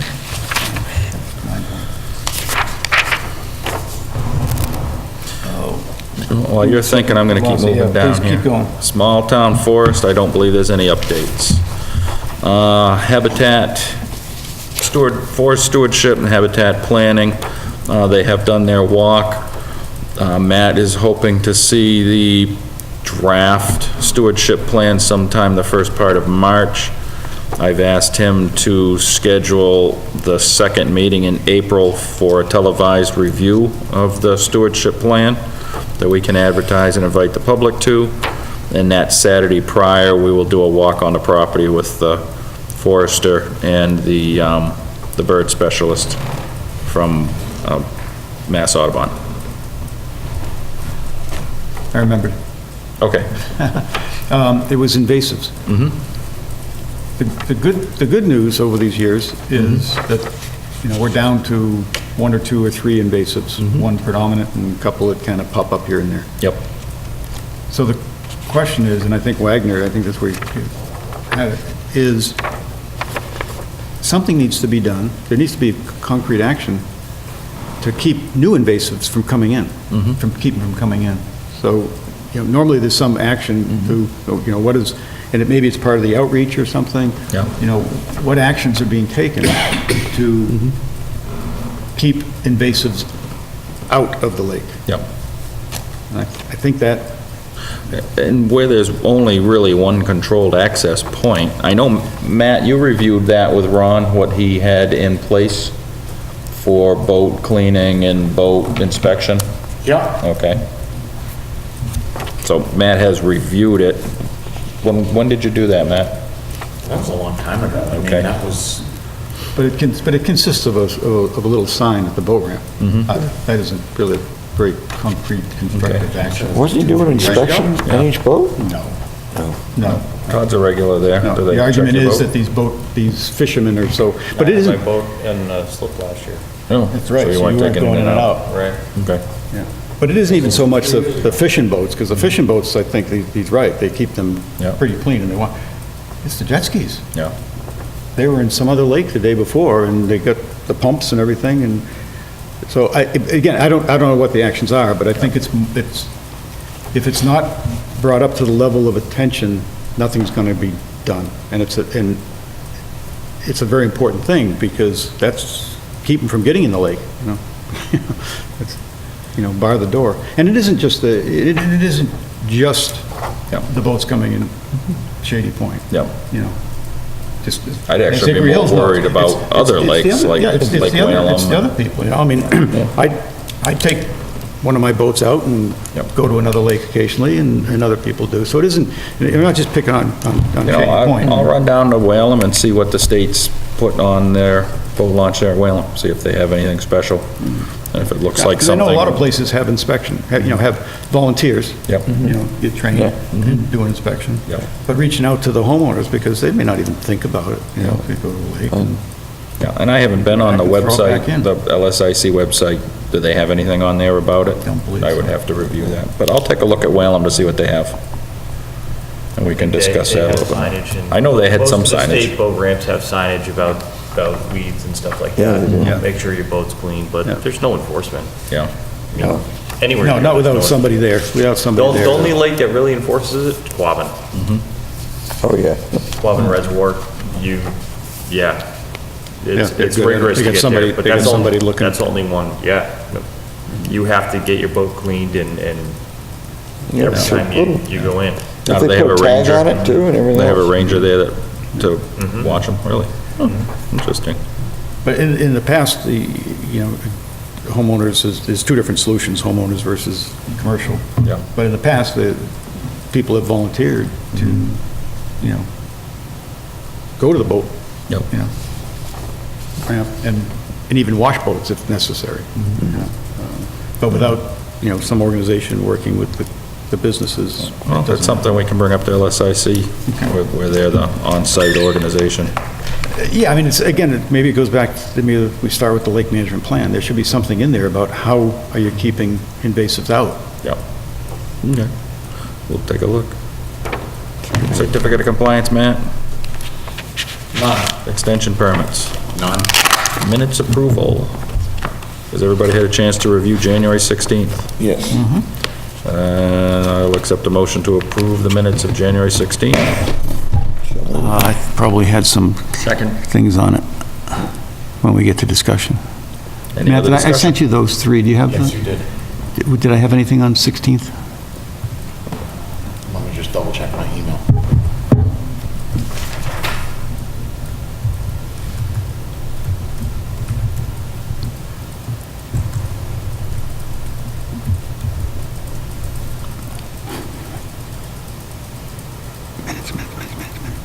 So those chirping frickin' frogs don't keep you up at night? Oh, right. No, they're not that bad. You get used to them. It's the dogs next door. They were keeping me awake in Florida. Yeah.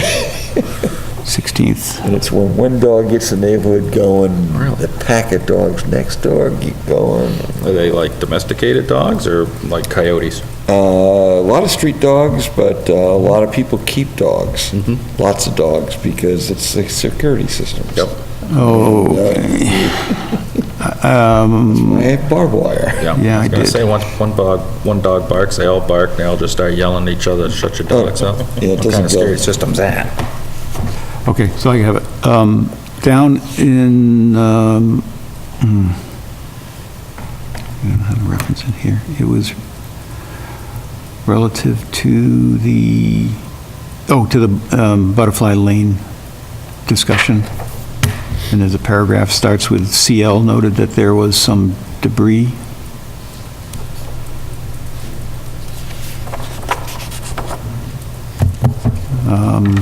And after debris, I said, and grass clippings. Storage on the wetland side of the bark mulch buffer. And then the next. Have those updates? Yep. Okay, great. So I don't know if you want me to keep reading how you want to do this, Mr. Chairman? Just email them to. Yeah, Matt has them all already. All right. There wasn't anything controversial, I don't think. Okay. Why don't I just read it, and then so we know. And then, so I'll read the whole thing. Carlick noted that there was some debris and grass clipping storage on the wetland side of the bark mulch buffer. He pointed it out to the residents that this should not happen. Paul Agnesi was under the impression that plantings were supposed to go in after the mulch. Matt Morrow clarified, and I added that the mulch area was to highlight a buffer area where no planting or activity was allowed. It was also noted by CL that on the site walk, it was observed that one property that was not included in this RDA also had a shed in the buffer zone that needed to be addressed, and Matt Morrow will follow up. That was the one place, Matt, that we noted. I don't know if they've been notified yet, but that's a different issue, I guess. And then down under enforcement, 55 Spring Street, after Steve Martin suggested adding an NOI was requested, and the documentation of a pre-existing patio with retaining wall should be provided. And that's it. All right. So Matt has those. So we have a motion and a second. Any other discussion? Nope. All those in favor of, so actually we'll go back to the original motion. I'll accept a motion to approve the minutes as amended from January 16th. So moved. And a second? Second. Any other discussion? All those in favor say aye. Aye. February 6th? February 6th. Did you ever find the mute button? Can you hear me now? Yes, Jack, we can hear you. Yeah, Can you hear me now? Yes, Jack. Pretty recent. Actually, I haven't read them. Mute him yet. All right, Okay, wait, so we'll move on to February 6 minutes. So, trying to think of open meeting. So if I'm trying to think of how to share the things I added. You just send them to Matt, Matt can send them back out? I mean, or on the 6th? On the 6th. The 6th one, there's just a sentence here. Yep. Well, unfortunately. Why don't I just read what I added? So Okay. in the old business, on the draft order of conditions, I just added a sentence, Bob Pease provided an order of conditions markup that included all inputs to date. The commission got through the first section on drawdown. The LSIC will wait until the review of this draft is complete before engaging their consultants again. So that's all I added to that. Okay. So now that it's open meeting, Matt, you could forward that to everybody. And so we'll get, Carl and I will get you the updates of the order of conditions. Yep, that's And fine. you send it off to Joanna and schedule a date for her to come in to review those briefly and go over the 2018 year-end report. Now, I did get an update with the problems that I found. They addressed those, you had resent it out, so if Yeah. everybody gets a chance to thumb through, if you see something and you need some clarification, give Matt an email to get it clarified and updated. This on the annual report? Yes. So how do we going to address the fact that the annual report isn't consistent with the requirements in the order of conditions? Send what's missing to Matt, and Matt can send the request to LSIC.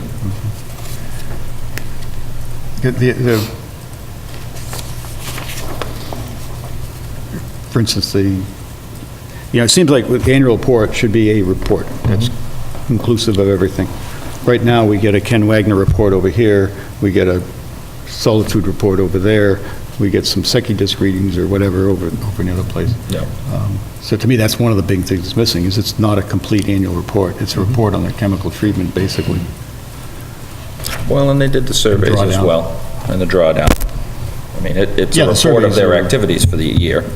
Well, but it's And then not. the Wagner report wasn't really something we dictated. They did it on their own and just No, it's in added the it. lake management plan.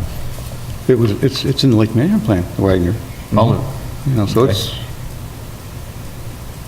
part of the deal. right? Yeah, and isn't it included in, No, when did we get it? 'Cause, or was that last year's? last year's, Okay. So yeah. it was in last year's report? Because I know No, it's I've never read it. been I in a know- report. It's always just come separately. standalone. It's always a standalone, kind of whenever they get it. Then you I want, think, and I would hope, and if it isn't true, then maybe we need to go back to the order of conditions. Yeah. That the report should be a report that is inclusive of everything. yeah. Because they're quite happy to sit there and say, well, we gave you that. Oh, we gave you that over here, and we gave you that over there. You And want it that's- all in one spot, We yeah. want it in one spot, Yep. right? So we can go look at it. Okay. At this point, if something's missing, just send it to Matt. Yeah, and I'll- Matt will request that it's in the report. I'll go through. Then we can have a base moving forward. Good. Hey, what happened to the bathroom? Handicap accessible. Oh, really? That's what it the wasn't? goal. No, it wasn't, I guess. I don't know what it was. Todd getting up with the bladder buster. I have to go downstairs. All right, we're almost done. Everybody stay awake. Legal updates and requests, regulation review. Actually, out of all those, the only pertinent one I have for an update is the ADA grant update. Yep. And regarding the work we did on Small Town Forest for the handicap access parking lot, which was part of the proposals we had for the grant that we had just gotten. Yep. I sent the update on, our expenditures and all that to the grant administrator over in Boston. So far, everybody's happy. Good. LSIC and Hickory Hills general update. There's no general updates. Well, actually, no, now that you mention it, correction, I do have one. Okay. I am going on Monday morning to do some oxygen testing Okay. with John. Okay, good. That'll be interesting to see. And there's plenty of water flowing over that dam right now. You wouldn't believe. Now, the siphons are off? Oh, yeah. Yeah. Yeah. So it's just, we're back to, It's Mother Nature, and Mother Nature is pouring it over right now. yes. Yep. I mean, the fact is, we really didn't get much of a drawdown. I thought we had a complaint over on Hemlock Drive. Yeah, we did. Okay, and we took care of that? Well, I issued an enforcement order. Okay, I just didn't see it listed here. So you did? Yeah, he's obviously not here. Okay. Well, I mean, you can tell everybody about the enforcement order if we didn't last meeting. I don't remember. Well, the house we approved on Hemlock Drive, Yeah? I received a complaint with a video of basically a contractor going in there doing what was supposed to be cleanup work, on the shoreline, and it looked more like full-scale dredging. So Is that with the- I did a verbal cease and desist and then issued an enforcement order. Okay. So I'm gonna modify that enforcement order to make sure that person comes in on the 6th of March. Okay. Was he just And- pulling debris, or was he? No, it was full-scale dredging to me. He was pulling it out? It was muck. 101 Pleasant, I know Bob had sent another request for 842. And that's Still in probate, as far as I know. Yeah, they're still waiting for paperwork from Maryland. So, open space and land and trail use issues. Bob's not here to bring us up to date on that. And at this point, we'll talk with Brandon and then maybe include Heather on Northfield Road parcel, the Saliba parcel. Certainly. And see what the next step is. I mean, at this point, we have some funding for appraisals. And go from there. Figure out what the town's portion would be, what grants are available. And how does the land grant work as far as, Essentially, you have to go to town meeting. Yep. Get the matching funding approved. You would have to have the 2 appraisals done, and a purchase and sale agreement based on price. The 2 appraisals would basically have to be within 10% of each other. okay, If they're not within 10% of each other, the state's gonna ask for a third one. You then turn around, you take your town meeting vote, record, your appraisals, application and a copy of the purchase and sale, and send it to the state for approval. Yep. Once they give you approval, you go through, you execute the close, the title search and the closing. And then you have to pay up front and the state reimburses. So I think Lunenburg's reimbursement rate is what, 62% or 67%? Okay. Somewhere in there. But once our open space plan gets approved, we can apply for that grant. Yep. Can't apply for any land grants until our finished open space plan is approved by DCS. And that has Same been- agency that would award us this. And that's been submitted. That's been submitted. So we're just waiting for the approvals, All right. which I'm anticipating will come. It was a really well done plan. And so we'll just start the discussion and see what other opportunities pop up.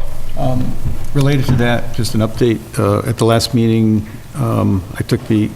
there was consensus of the commission on this Chapter 61 rollback funding to look into having it dedicated to land purchases. And I took the action to talk to Open Space. Open Space isn't having any meetings scheduled, so reached out to Brandon. Had a few exchanges with him that were pretty useful. I'm going to meet with him Saturday morning and have some more discussion about, his feelings on it, pros and cons, and then go to Open Space or not. And, When are you meeting, report back. where are you meeting with them? At my house. Oh, what time? You mind if I Minutes? drop in? Yeah, no. Oh, we can go over the 8:30. Saliba piece a little bit too. Yeah. Oh, great. That'd be great. 8:30, come on over. 8:30 on Saturday. All right, I will add that in. Perfect. Won't help Yes, a lot- Mr. a lot, Rabbit. With, in a similar vein, open space conversations last night in the selectmen's meeting. Oh, you went? I watched. Did anybody go?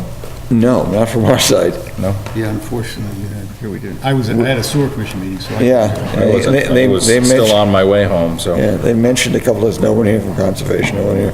But I think that we haven't taken a position on any of this stuff. So how does a person speak for conservation if we haven't had it? Because we're not really, other than the office, which Yeah. we have no other facilities that we use, Right. so. I think they should raise all of them and build something new. Is that the official position of the committee? I think a gymnasium is open space, and I like a gymnasium, and I don't want to lose any more. Yeah, I don't think there's any value And us participating? in the buildings. I just don't think there's any value in the buildings. That's just my personal opinion. How about we raise every single facility we have and then rebuild them back up to energy neutral codes? Solar, no petroleum use, LED lights that last 100 years. Be so cheap. And that was Matt Morrow, Yeah. LCC, at BluebirdOnline.com. His medications have... No, I just took my other dose, Jack. Oh, okay. I will I accept a motion to close. So move. Second. Any other discussion? All those in favor say aye. Get the snow Aye. shovels out. Good night. Oh, man, I forgot all about that.